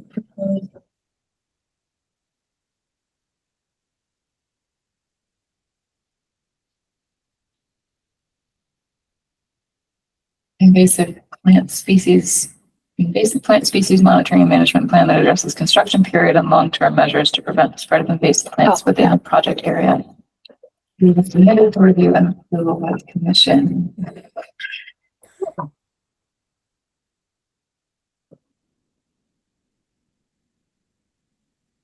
And then you're talking about for the enforcement order too, what was required in terms of the, This didn't have any additional requirements for the larger. no, this is just the Project, right. crossing area, yeah. Yep, then I think we're good. Questions, comments? I'm good. All set. So, Okay, all right, so now we do the RFP.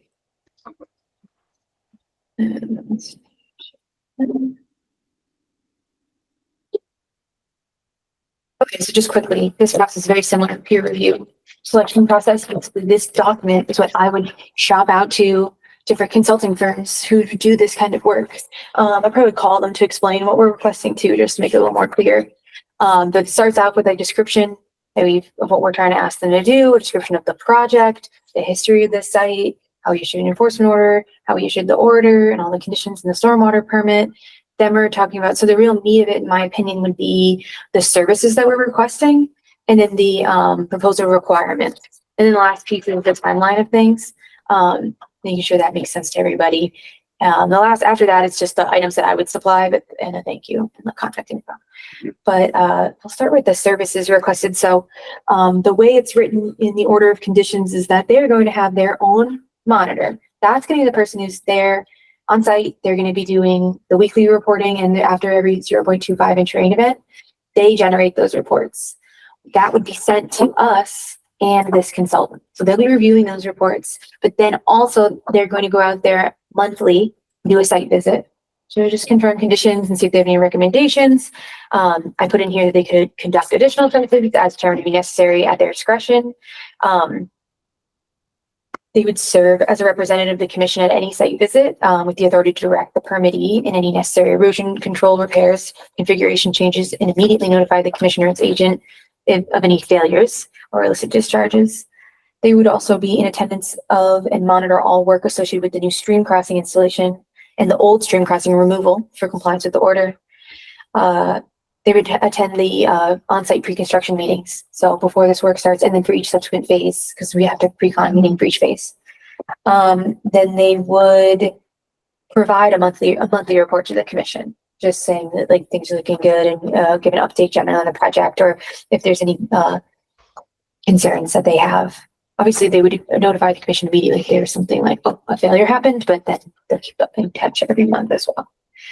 And then the last one is just generally maintain communication with the commission and its agent, and especially regarding the billing services. So that's the other piece of this that's hard, is that we don't know how long. We have a general idea of how long the project is going to take. You in your SWIP, you noted that the projected completion date was 2029, but it may be longer than that. So we are hoping that they would make a commitment of at least a year, so that if they find out they can't do it anymore, then we can recontract. We can recontract as they need it, essentially, and they can give us kind of an idea of what they would be comfortable with kind of signing up for. It'd be great if they can do more than a year, but it's understandable if they couldn't. And let's see, so those would be the services. Does that make sense to people? There are other services. I can read the condition if you all want to hear that as well.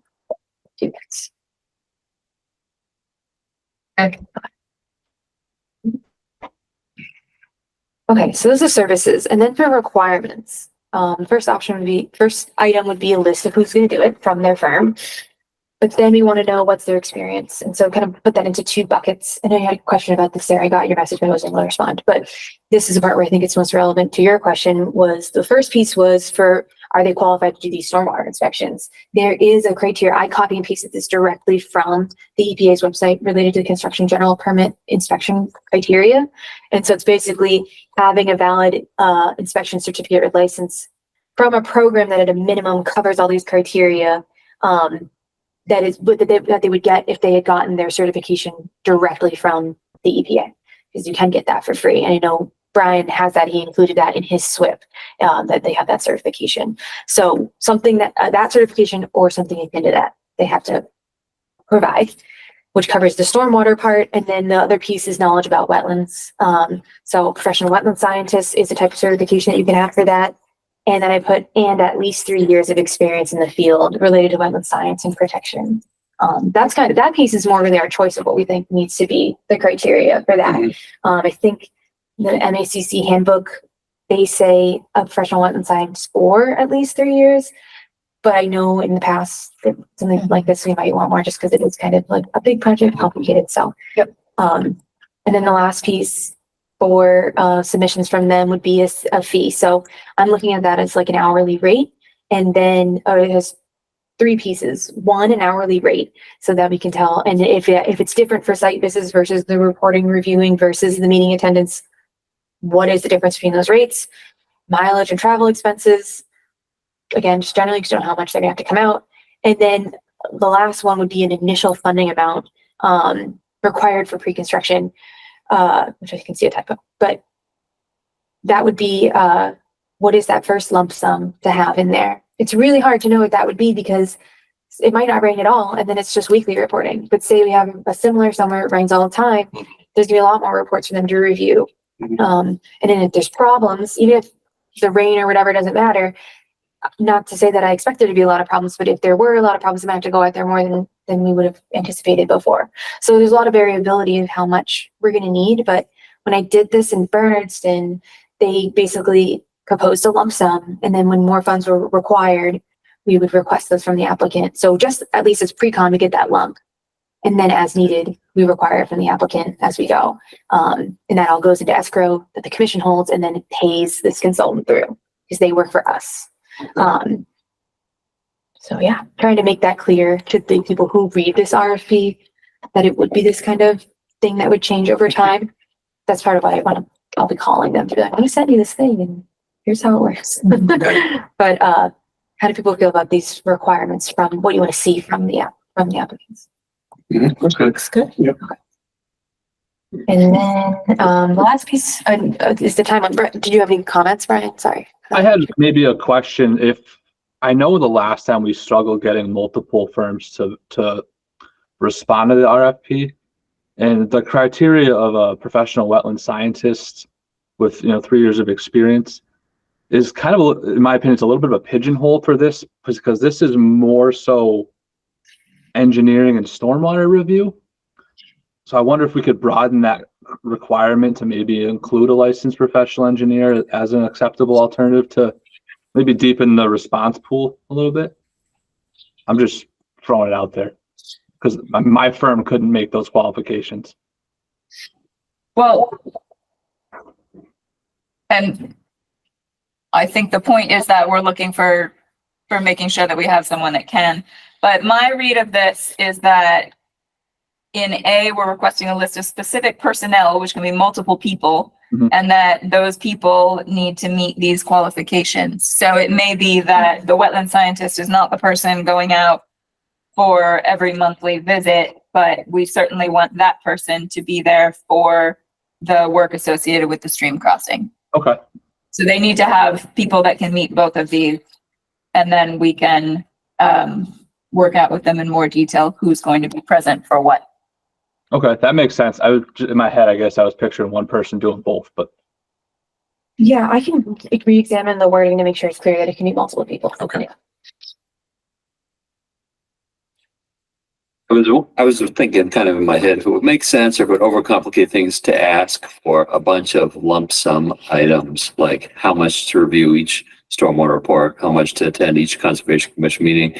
That way we can at least know what we're asking for when we ask them to do things. Yeah, I was kind of thinking the same thing, and I didn't think of this until just now, Cassie, but we could do like a typical site visit, number of hours / price associated with a typical site visit, typical whatever you just said. Already forgotten. Review of a typical SWIP. A few of those things just to give them a list. And I think that will be helpful too, comparing quotes to be able to look at if we ask everyone to give us specific lump sums for a couple of different items. That'll help us to compare a little bit better. Okay. So, okay, that would make sense. So there'd be that one initial lump sum, but we want it broken down of how that would be applied or possibly, and you can move it around, but their projection of how that one big lump would be, they got there because they think they would need this much for reports, this much for site visits, this much for, report reviewing. Does that make sense or? I'd rather see it though, rather than like, if it's, I'm just making up numbers, but if it's a $10,000 bottom line, I don't want to know it's going to be 5,000 for site visits. Yeah, I want to know how much per site visit Yes, okay. are you anticipating? That And makes sense. I'm not interested in necessarily holding them to that. If the site visit is, they're assuming 3 hours and it ends up being 4, Yeah.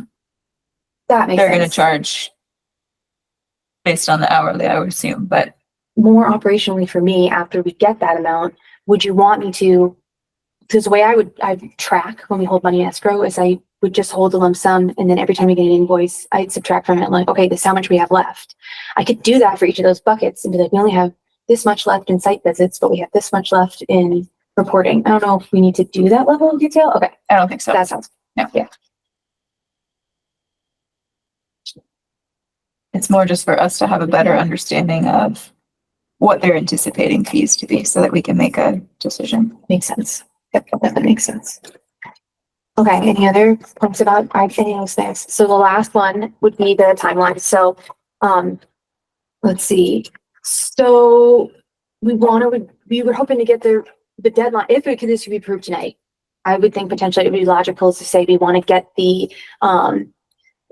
proposals before the next meeting, or excuse me, the 2 meetings from now. So, yeah, June 24th. We want to be able to look at the proposals to choose from at the June 24th meeting, meaning the deadline would be the 20th, so that I can get those to you guys at my Thursday email. Yeah. And then after that, it's kind of like, I like to set in here, this matches what we did before, just kind of a timeline for, if assuming you can make a selection, at that meeting. This would be the timeline after that. So yeah, I don't know if we don't like that, it's like kind of requires us to make a selection at that meeting. I could add language like saying like potentially this could be shifted if the commission doesn't make a selection or something like that.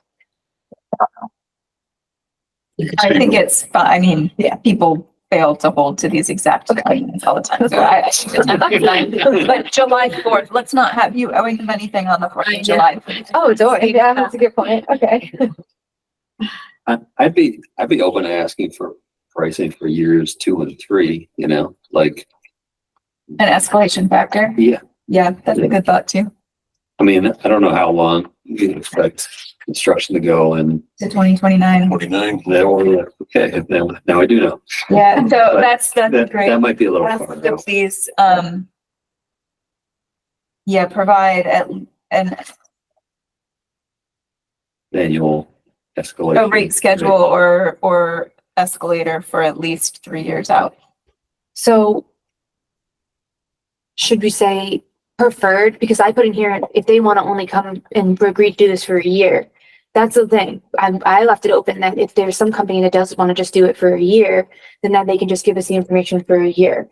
But I put in there multiple years preferred, and then I can add with factor of escalation included, and then add that down there in the fee part. I would still ask them to, I would just make it a please provide this, because it may be that they're only committing to a year now, but if we wind up that they're willing to extend, then it would be nice to already have those rates. A little bit.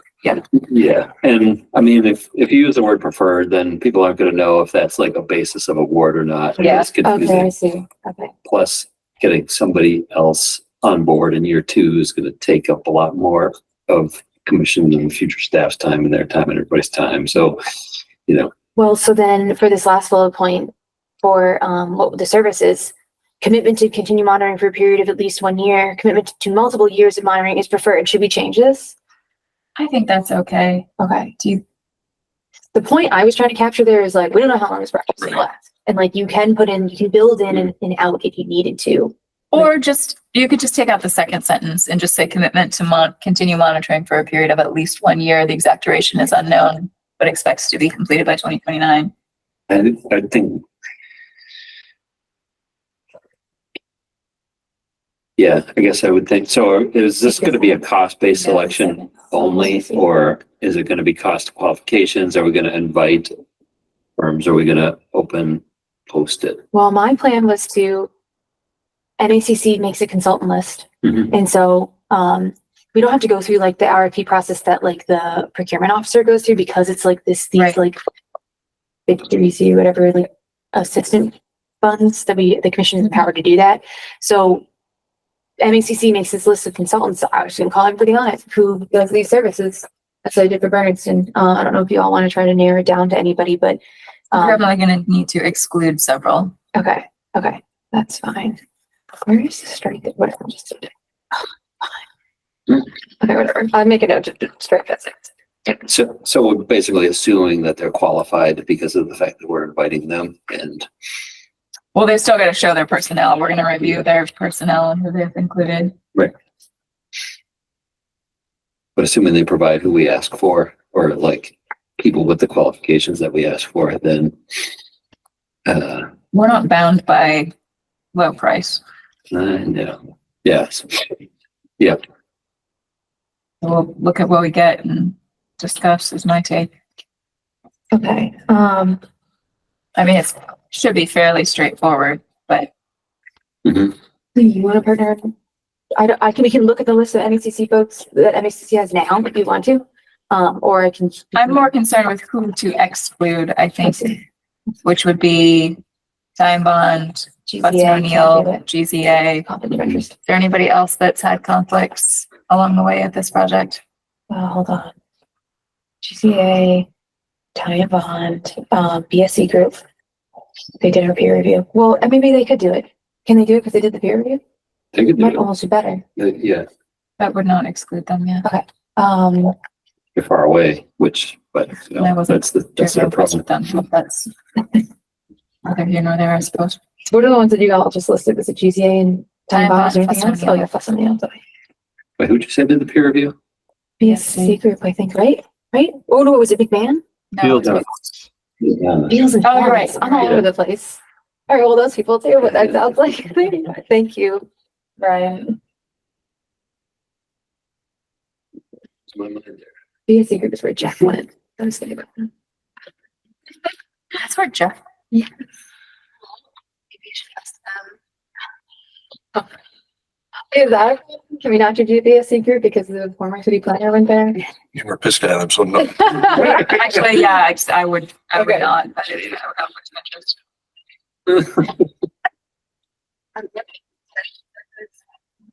Yeah, but he's not allowed, he is definitely not allowed to be involved. It's a state ethics law. Agreed. So it's cleaner, I think, if we don't include them. I think that's it though. I was gonna then, yeah, so barring those ones, you comfortable with me, just everybody? I've done it before. I think so. SCCA did the other ones, or Yeah. all of it. See what we get. Cool. Okay. Any other questions about this from the commission? Or Brian? I'm good. No, I got a couple of notes of what I'm missing, which is location for the dewatering devices, a detail of the dewatering bag / system, and then update additional soil stockpile locations for the rear more phases. That was my. That's good. And you don't need to provide this soon, but just noting that we don't have the signed bond yet. Right. Did you have a question? You know, we have Emily's staff. Is that a problem? No, I don't think, for the same reason that, what was the band? She was on. Yeah, the that's first. Yeah, so for the same reason that we were okay with, whoever did Fields and Tom. Fields and Thomas. Anybody that has worked for us Yeah, is fine. The Oh, conflict okay. would be anybody that has worked for the applicant, which would be GZA. Okay. Or the people that we work for. because I would plan to reach out to her too. Okay. Okay. There's some nice local firms on there, you know, just so. You know, The only one I know is, We conflicted them all out. probably most of them. Yeah. Well, the only other one I would know of is, WCA. and Wendell Wetland Services, Wordsmith. So it's kind of a one-man operation. I don't know if you'd be able to do it. You might be able to do it. Yeah. I would offer it to him.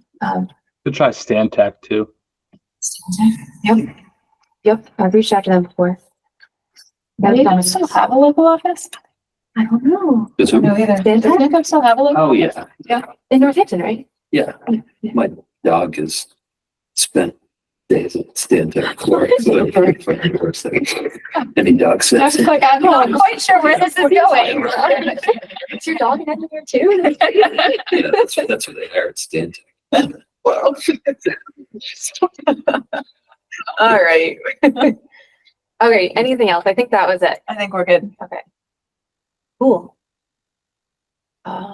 If there's nothing else, Brian, questions, maybe we can go back to your regular agenda order, but thank you for. All right, thank you all. Do we need Public to concerns, take a not vote agenda to Approve those? approve this so that you can proceed with getting the RFP out? I don't think it requires a vote, I don't think it Okay. does but either. does anybody have any issues with No. Cassie making the changes No, and getting no, it no, out? I have no issues. Great, cool. Excellent. Okay. All right, so back to our agenda order. My goodness, All right. we didn't start. Request for Regularly certificates scheduled of program. compliance. Do we have anything, Cassie, for the pump house demolition? No, sorry, not yet. Enforcement actions, anything we have not talked about? We talked about Bill, So talked about street. the only one, is Industrial Parkway, so that I have an update for, which is that we did the site visit. Yep. Yep, we did the site visit. I did have the pictures. Basically, turns out that like the ferns that they planted, I don't think any of them survived. I think you did do them. I'm pretty sure you sent me the invoice for doing the plantings, but it's just like it's full sun now and it doesn't, because they cleared like a whole area up to that space That shouldn't. outside the affect jurisdiction. Oh, okay, never mind. Well, let me show you the pictures then. Pumptonia is not an actual fern, Oh. a shrub. Well, there were also a number of like, trees other and things. Yes. I think it was 9 trees and shrubs, which those seem like mostly to be Okay. doing okay. But then we had them plant, I thought it was cinnamon fern. And it should have been sweet fern, Sweet fern. That is which is definitely not a what it is. fern. Okay. Well, anyways, let me share these pictures and then you guys can make a decision. And how do I do that? This one, share. This is from the 15th.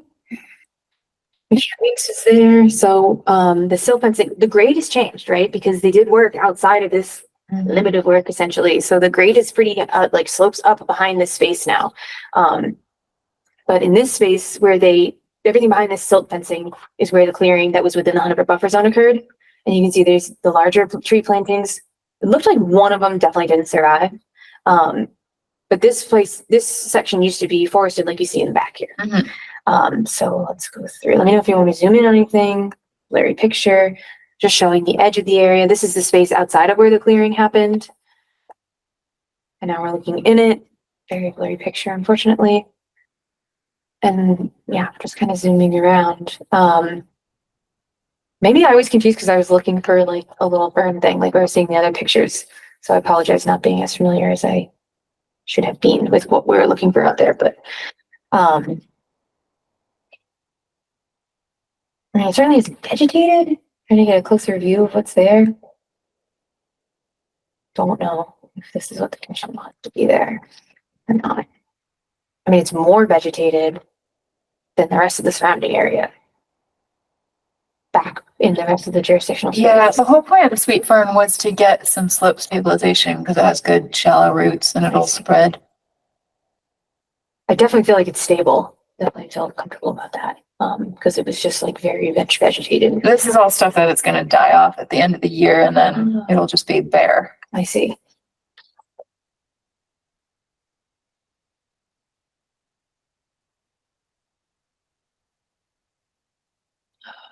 Yeah.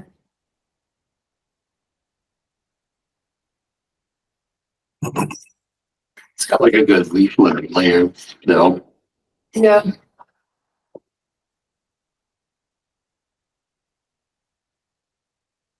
It's not bare soil. Right. Right.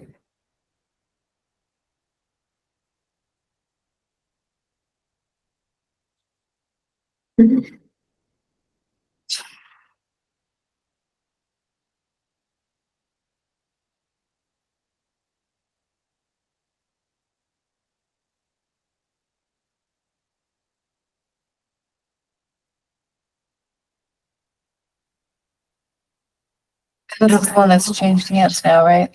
Yeah, yep, he was there for the, Mr. Dietz was there for the site visit, but he's essentially has retired, so he's like, kind of, it's not really, I don't anticipate him being involved into the future. And he wasn't able to show you what he planted? He's like, well, the trees were easy enough to, I see and find, but he's like, I don't really see it, I don't know, and I was like, okay, so, yeah, I don't know how, it didn't seem like he knew where they were, couldn't find them either. No, I don't. Yeah, but he didn't try to point any of them out to us. The new owners, it's Ernie's Towing. Brian Fernier was the man who was also there. Terrible photo. What are we looking at in the front there that is there? Is that within the replanting area or outside? Well, we kind of get into the edge there because it's like there's the silt fencing, and then it starts to look like the rest of the space. Let's see if I pan around. Kind of. I think I may have to. So what's the down gradient? The This erosion barrier? Yes, there's an No, erosion. just what did we, I don't remember what we had them put in. Why is that core log there or that silt sack, whatever it is? I think he put that there himself just to, well, no, we had him add that. So he put the silt fencing along the 100-foot buffer zone because he knew he was going to do work up ahead of that. But we had them add along the back of it so that in case there was erosion down, that area wasn't vegetated yet. So yeah, that was part of it. Kind of enclosed it. That makes sense.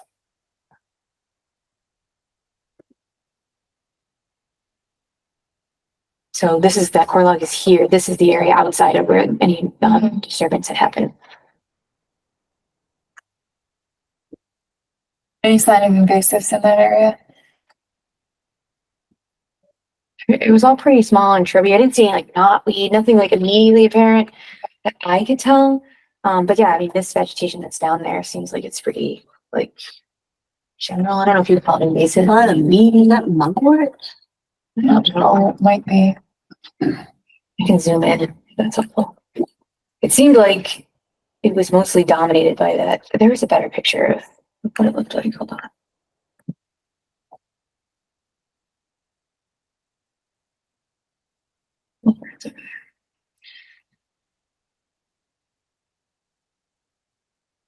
Do you know what those papery stem twisty things are? That are like dead? Yeah. Couldn't say. Couldn't say.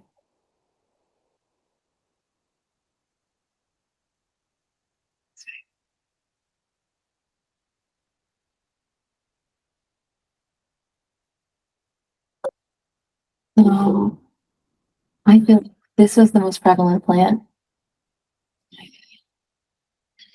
Mugwort, which is invasive in some states. I don't know if it's invasive here. I think it is. I'm not sure if that's it or not.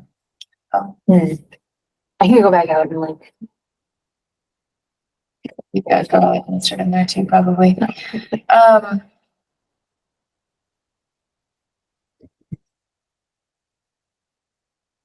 Yeah, it seems like it's vegetated. It seems like what we asked them to plant either didn't get put in or is dead or hidden or all of the above. I do want to have a sense of whether this is all just invasives now, because that would be problematic and need further attention.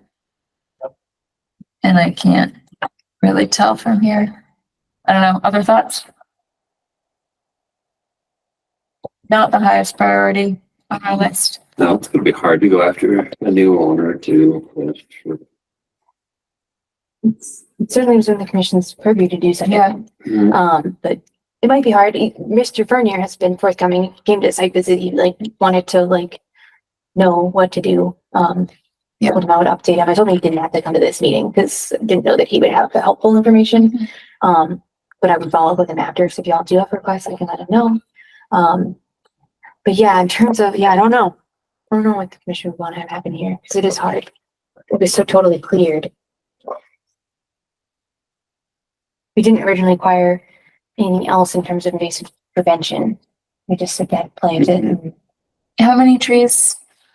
I think it was Are doing nine. I think 8 of the 9, only one of them looked dead, like didn't have any leaves on it. And that's the Anything else? biggest issue is re-canopying. That's not a word, but since that's what they cleared, right? Yeah. Yeah. So if the word trees are now. doing okay, I would say this is more of a sort of run it and watch it situation. Sure. Do you want it? So do you think maybe not Keep an eye on it. not considered it finished yet? We'll come back at the end of the summer. Or? Yeah, let's take a look at it later in the season. Sound good? Sounds great. Sure. Alrighty, will we move on? Yes. Yeah. Any open space updates? No, I haven't been able to get communication with my search of ink. Which I'm is surprising. surprised. No, well, I don't know. I guess other people are having the same issue, but I don't know I guess, do we need to talk about what to do if I can't? I was gonna call him again and leave a message and email again. I've emailed him a couple of times now. Jessica Ablin was able to tell me her replacement and their contact information. And you've but not talked to the replacement yet at all? I've sent an email based off the information she gave me. But no, he's not reached out. But she said he should be aware. She spoke to him about it. She made recommendations. And I can try calling the number. It's just the general number. I don't have a number for Give that a shot. They seem to be hard to get a hold of. I think they're overbooked and understaffed all the time. I can do that. Anything on 385 Main? No, still waiting to see if they want to partner on trying to do a memorandum of understanding. Okay. Compliance updates. What else do we have? I don't think we have to talk about it yet. I just thought, okay, so the only other expiring permit is the due to drive Ferry Street permit, it's item M01312 file number. I sent them a notification that the expiration date was approaching. They have not yet requested. And it's too late at this point, so I think so. they're done. Okay. So that is not active as of 6:15.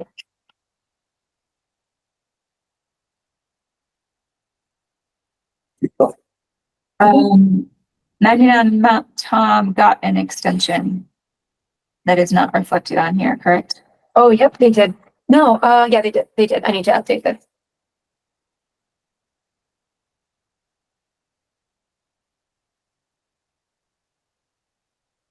The rest as well. And then 50 Florence Road, they're approaching in July, so they have more time. But they let me know that they confirmed that they got that notice.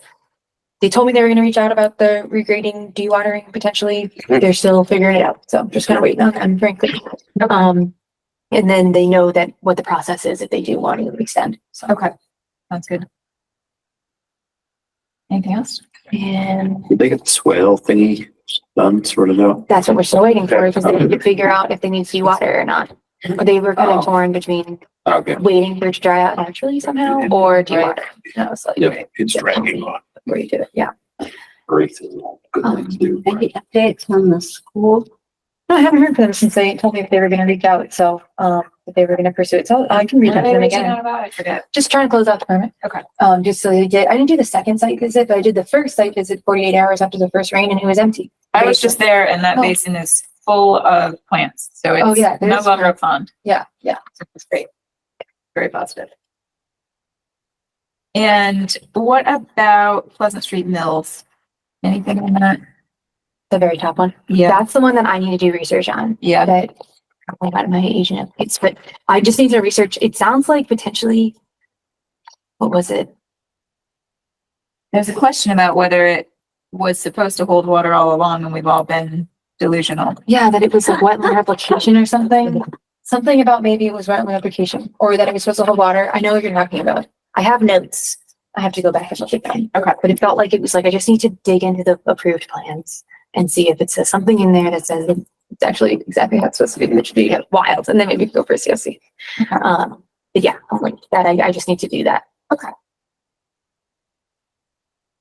Still on for long enough for everybody to forget some, and, yeah. Go away.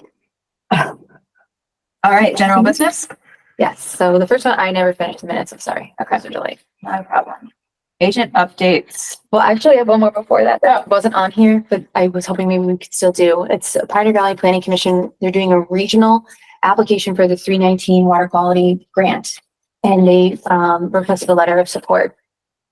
They gave us a draft letter. I can show you guys. I have it printed here. I recommend the commission allow me to issue a letter of support. I think it's a good initiative. We tried for a water quality grant for Lower Mill Pond and we weren't accepted for that. And so I should have, but a regional approach may be more successful. It would focus on the Connecticut River. I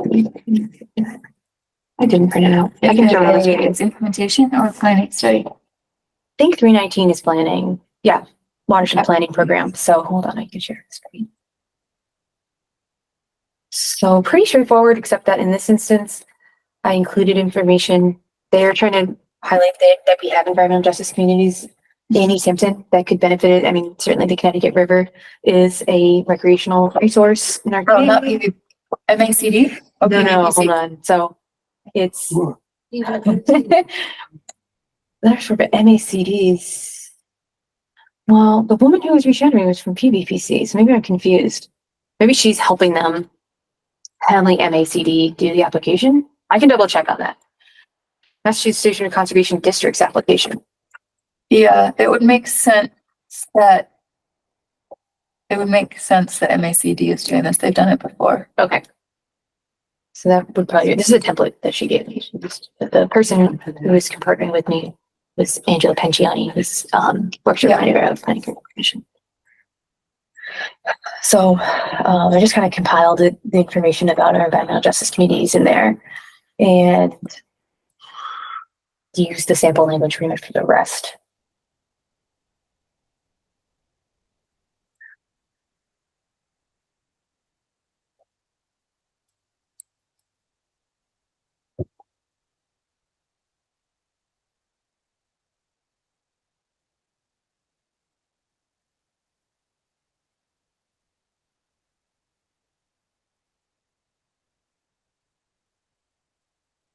No idea what they're actually proposing.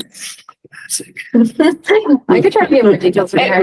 It would be lovely to know what they're actually proposing and how it impacts Easthampton. Because this is extremely vague.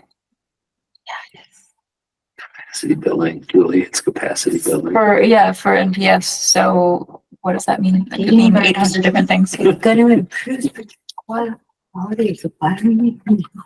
Yeah, Somewhere. that's great. Well, it's up to you guys. If I don't know when. What's the demand for this? That I don't know. Do we need to approve it in here? We don't need to approve it. Yeah, we don't need to approve it.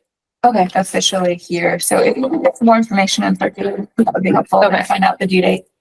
Like a bunch of It's probably due tomorrow. meeting or something like that. Yeah. Okay, good. I didn't know if we needed to vote, so okay. I can get that info to you guys. Sorry. Cool. All right, now I can get a conservation agent update. Yes, unfortunately, I am leaving the city. I'm gonna leave in the end date is August 1st. So we have time. And you can say all goodbyes and things like that later. But what I tried to do and what I wanted to talk about tonight was I generated a list of goals that I want to try to get done before I leave. They seem pretty feasible to me, but wanted to get your feedback. Is it a reasonable list? Is there things missing? Do you want me to delete things? Prioritize things differently? However you want to do it. I can read that list again if you guys want to hear it. That'll be helpful. Okay. So the first, or maybe show it. yes, I will do that as well. I can first to hear a collective. From us. Oh my God. I know. It's so many things. If we confiscate your passport, then. Yeah, where are you going? I'm going to try to, I've been accepted to a master's degree program in Germany. I don't know exactly which program I was going to choose yet, because I know I got into at least two, but I'm going to see if I get in others and then I'll choose. So I'm kind of like waiting. You just want to get out before it turns kids. And then come back and help. But no, we'll see. But Novel idea. Yeah, I should apply for this. It sounds like it's an interesting program. But yeah, so I know it's crazy, but we still have time before I leave. So, not much. I No. would love to close out all of the enforcement orders and Okay. start from scratch on that. That would be delightful, Cassie. That's what I have on here. So if you want a quick little status update, like I'm still waiting. I emailed the people for 27 South Street or 37, I can't remember the numbers. We're working on 10 industrial, we're getting there. It's nice near Campus Street. At least we have the plan of what needs to. I don't know if we're gonna close that one out before I leave. Seems like it's gonna be tied to the certificate of compliance for the project, in my opinion. So that one maybe not, but we have the path laid out for Sorry, for which one? 93 New Hampton Street. Oh, yeah. Yeah. 6973 Ladville though, I feel like there might be a way Let's get that one done. to get there. And then complete the pre-construction requirement review and establish third-party monitoring for taste stop. Feel very confident we're gonna be able to do that if we can stick to that timeline laid out. Determine what is needed for the COC for Pleasant Street Mills. Again, I just need to do the research as far as I can tell. Get the final as-built from the city engineer for the pump house project. Again, but we're just waiting. It's a reasonable delay from the transition now. Sure. So work with current projects to get as many and try to close out other projects like 232 Park Street. So I've been in communication with them about they just need to finish out their replication area and get us monitoring reports, prove that the plantings have been successful. It's not just invasives. That might take time, might not actually be able to do it, but at least get it on the right path of what's needed. The school, Journey Park Street, Florence Road, Logan Street project, it seems like, and the Cherry Street project. I think you get those last four. Logan, it's not gonna be checked off. He's not gonna be done yet. Yeah, he won't be You done. can take that off your list. Okay, all right. Yeah. And then you get a sketch.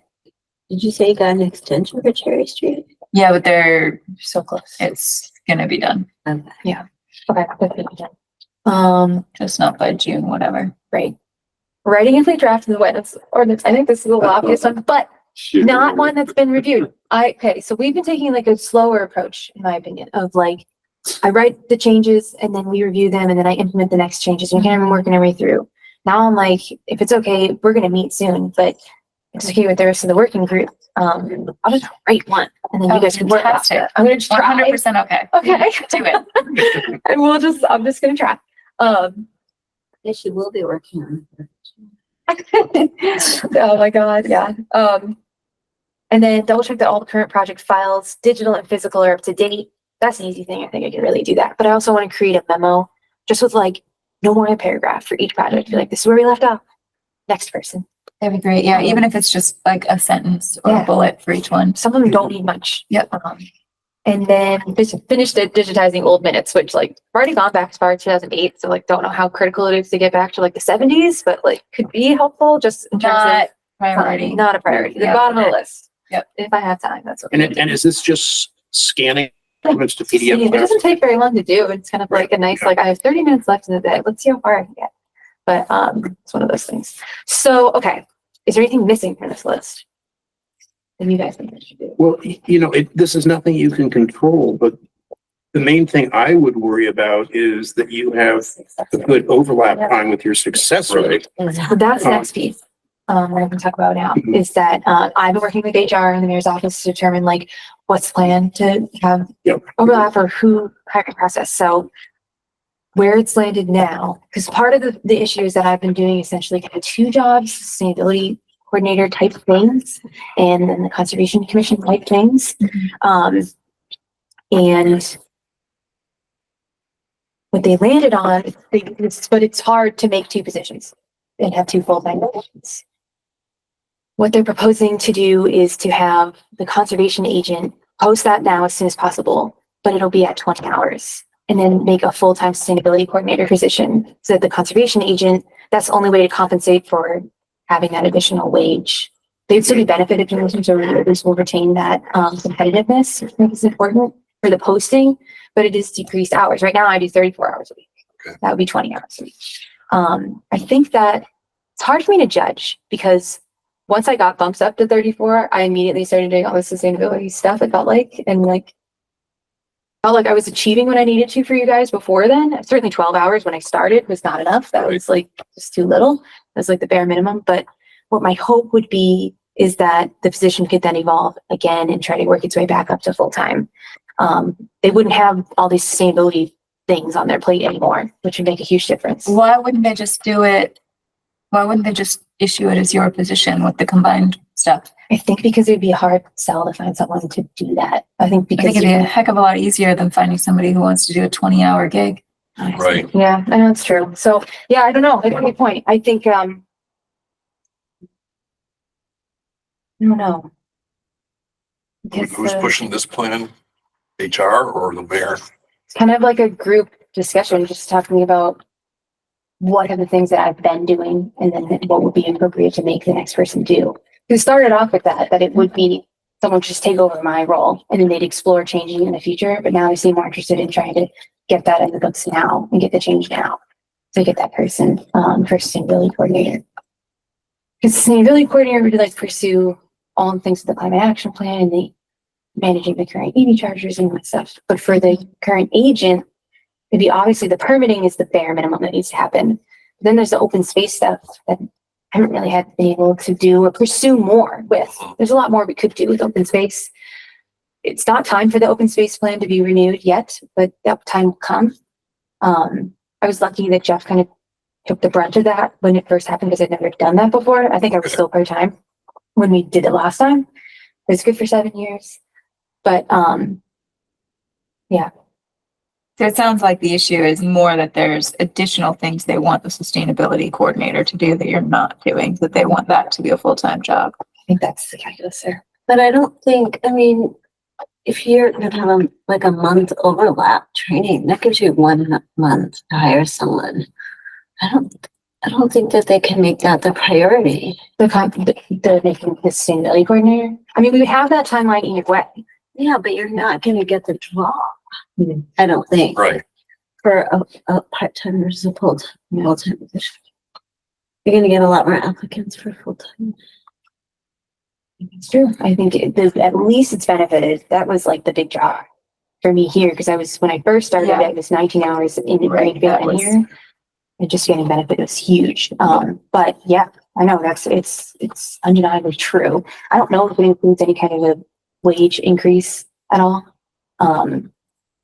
I know that the city is in the process of also unionizing, which is like, we've just been working on, it's like a friendly unionization thing, but I don't know if that would help guarantee a higher wage as well, or make it more attractive. That hopefully will be in place for it as well. Has there been any discussion about who's going to be involved in the decision when they get applications? No, not yet. That's part of what I wanted to know is like, when I got hired, when I did my interview, the chair was there for my interview. So I interviewed with Melissa as well as with, Really? yeah. She was there and Oh. Jeff was there News to me. and I don't know what the was there. I can't remember. Well, because I know we didn't get a choice the time before that. Maybe that's why she was there. I would definitely like to be there. Yeah, okay, Sure. great. That would be, as much as you guys are willing to do that. I don't know how much is like allowed, but I feel like as a minimum, that would be the request. But then if you guys can like review applications and like make recommendations, that would be helpful too. Even just beyond just looking at the interview part. Is this public yet so that we can start putting them?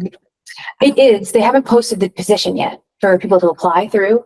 My strategy for helping boost that posting as well was to post an MACC job board, post it in the MSMCP discussion group thingy that they have, and then they can do an email blast for it. And then, yeah, you guys could like spread the word. I mean, you know, What are they waiting? what? I think just finishing It just takes time to write it, the job description. And that too. But they're updating the job description, yeah. So. Which I can ask if they wanna, it's okay for you guys to look at the job description too, if you wanna do that. I don't know if that would slow things down at all or not, but. I think that the job description should be fairly straightforward. I agree. Part of the decision. Southampton's agent full-time.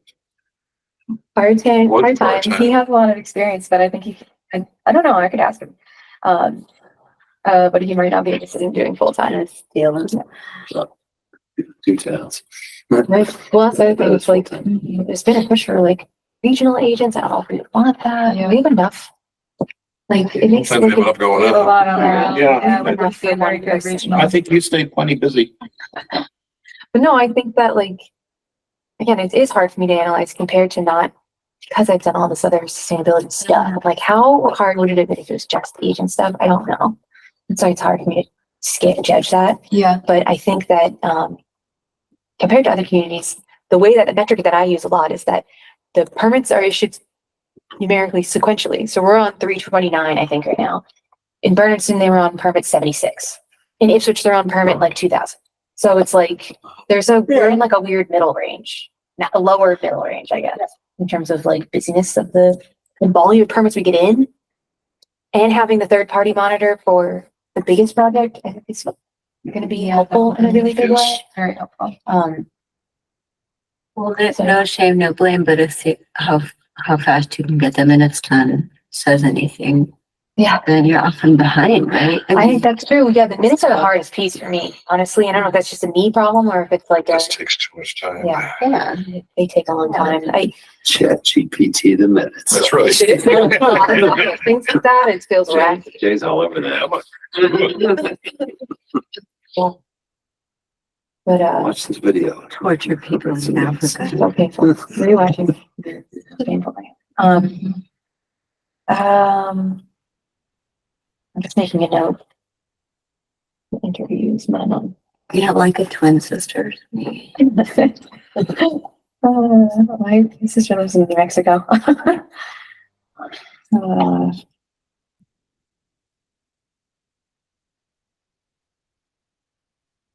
Yes. Okay. So, yeah. So that's where I'm at.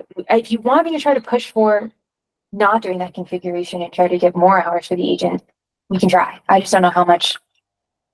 Just getting the sustainability coordinator's duties off the agent, which I felt like was important because it was a lot. It's like, That's fair. it's hard. And we want this person to be able to stay, and not like leave also just, or even from like other opportunities, because coordinators can be paid a lot more than an agent. So that's like a whole other thing. But anyways, I think that was important, but I am willing to advocate in whatever way you guys want me to. I'm happy to do that.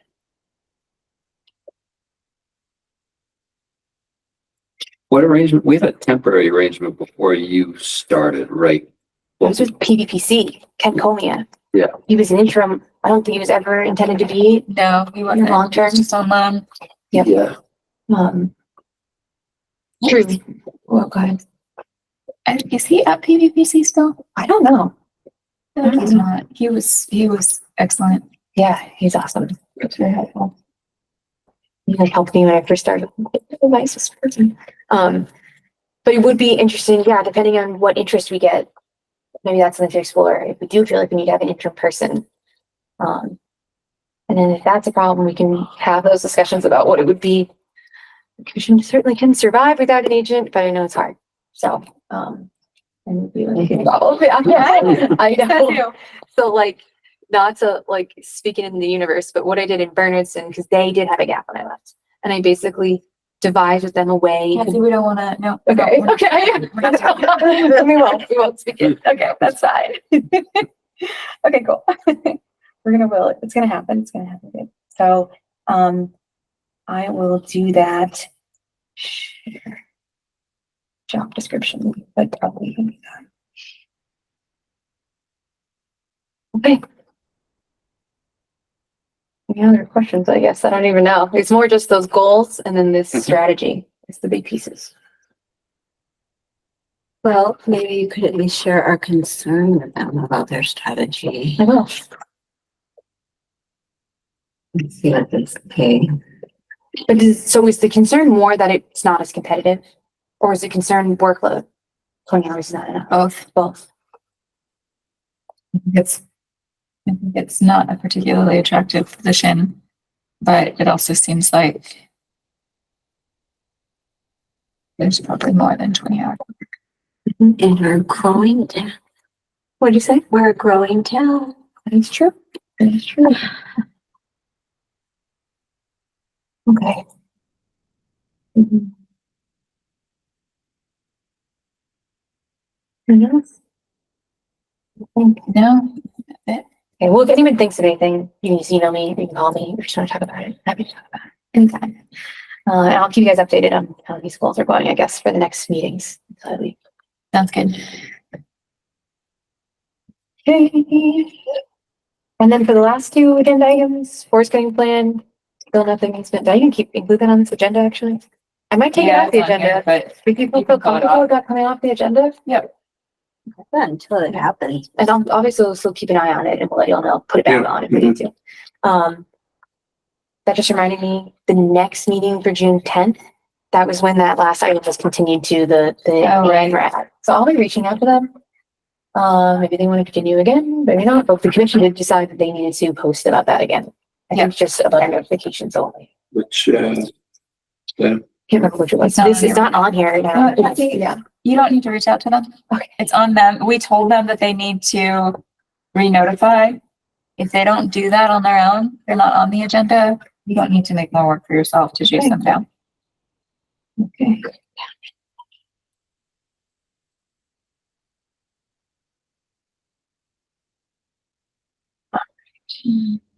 Which should, because it was continued, it should go on the agenda. And then we'll see if they've done what they needed to do for that, or we said that they needed to repost something. I can't remember which one it was. It was either just the legal ad or just the, I think it was just the abutter notifications. But I think. Yeah, you can put it on, you can agenda? put it on the agenda. Okay. But if they don't take the initiative to do what needed to do, we will administratively continue it. Okay. Cool.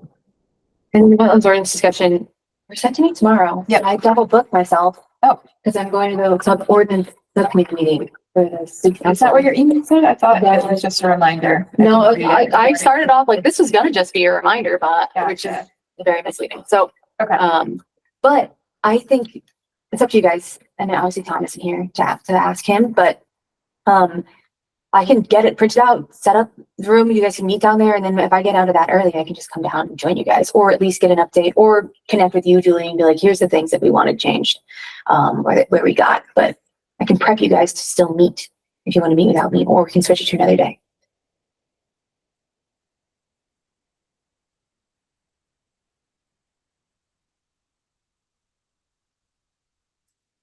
My suspicion is that we won't get very far without your guidance. And I would prep like a little guide, like check out this section or check out this section if you want. I would prep it that way if you wanted to. But again, another date is fine.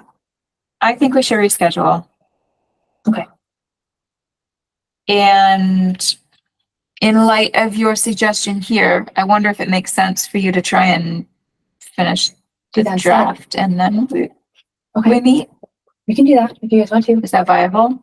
Yeah, because I already was going to try to do this. I was thinking about doing like pre-writing just something. Yeah. Combining them for the enforcement stuff and for wildlife. I can't remember what this section was, but I'm like, was starting to do that anyway. So yeah, I'll wait. So why don't you give yourself, I don't know, a few weeks to do that? And would you send us an email to schedule something that's like a few weeks out when you think is a reasonable time? Yes. And then, between your efforts and ours, if you're leaving the beginning of August, I was gonna say, let's make a real push in July to get things tidied up. I'm gone for July. We'll figure that out. Okay. Let's still say we're gonna do that. Okay.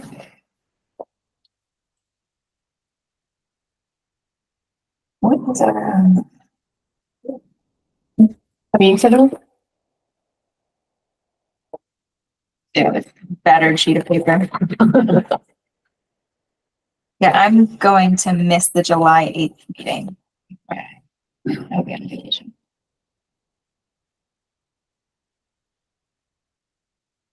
And I suppose the July 22nd meeting will be our party. Oh. Oh my God. Yeah, that's true though. Crazy to think about.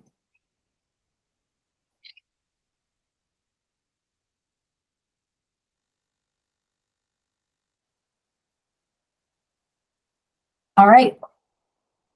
Anything else? That's it for me.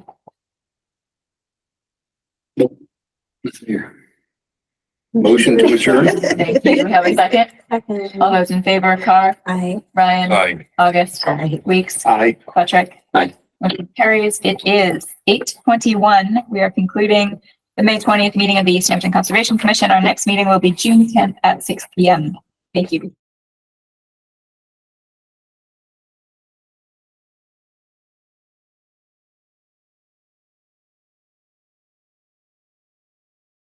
This government meeting is brought to you by Eastworks and our local cable subscribers.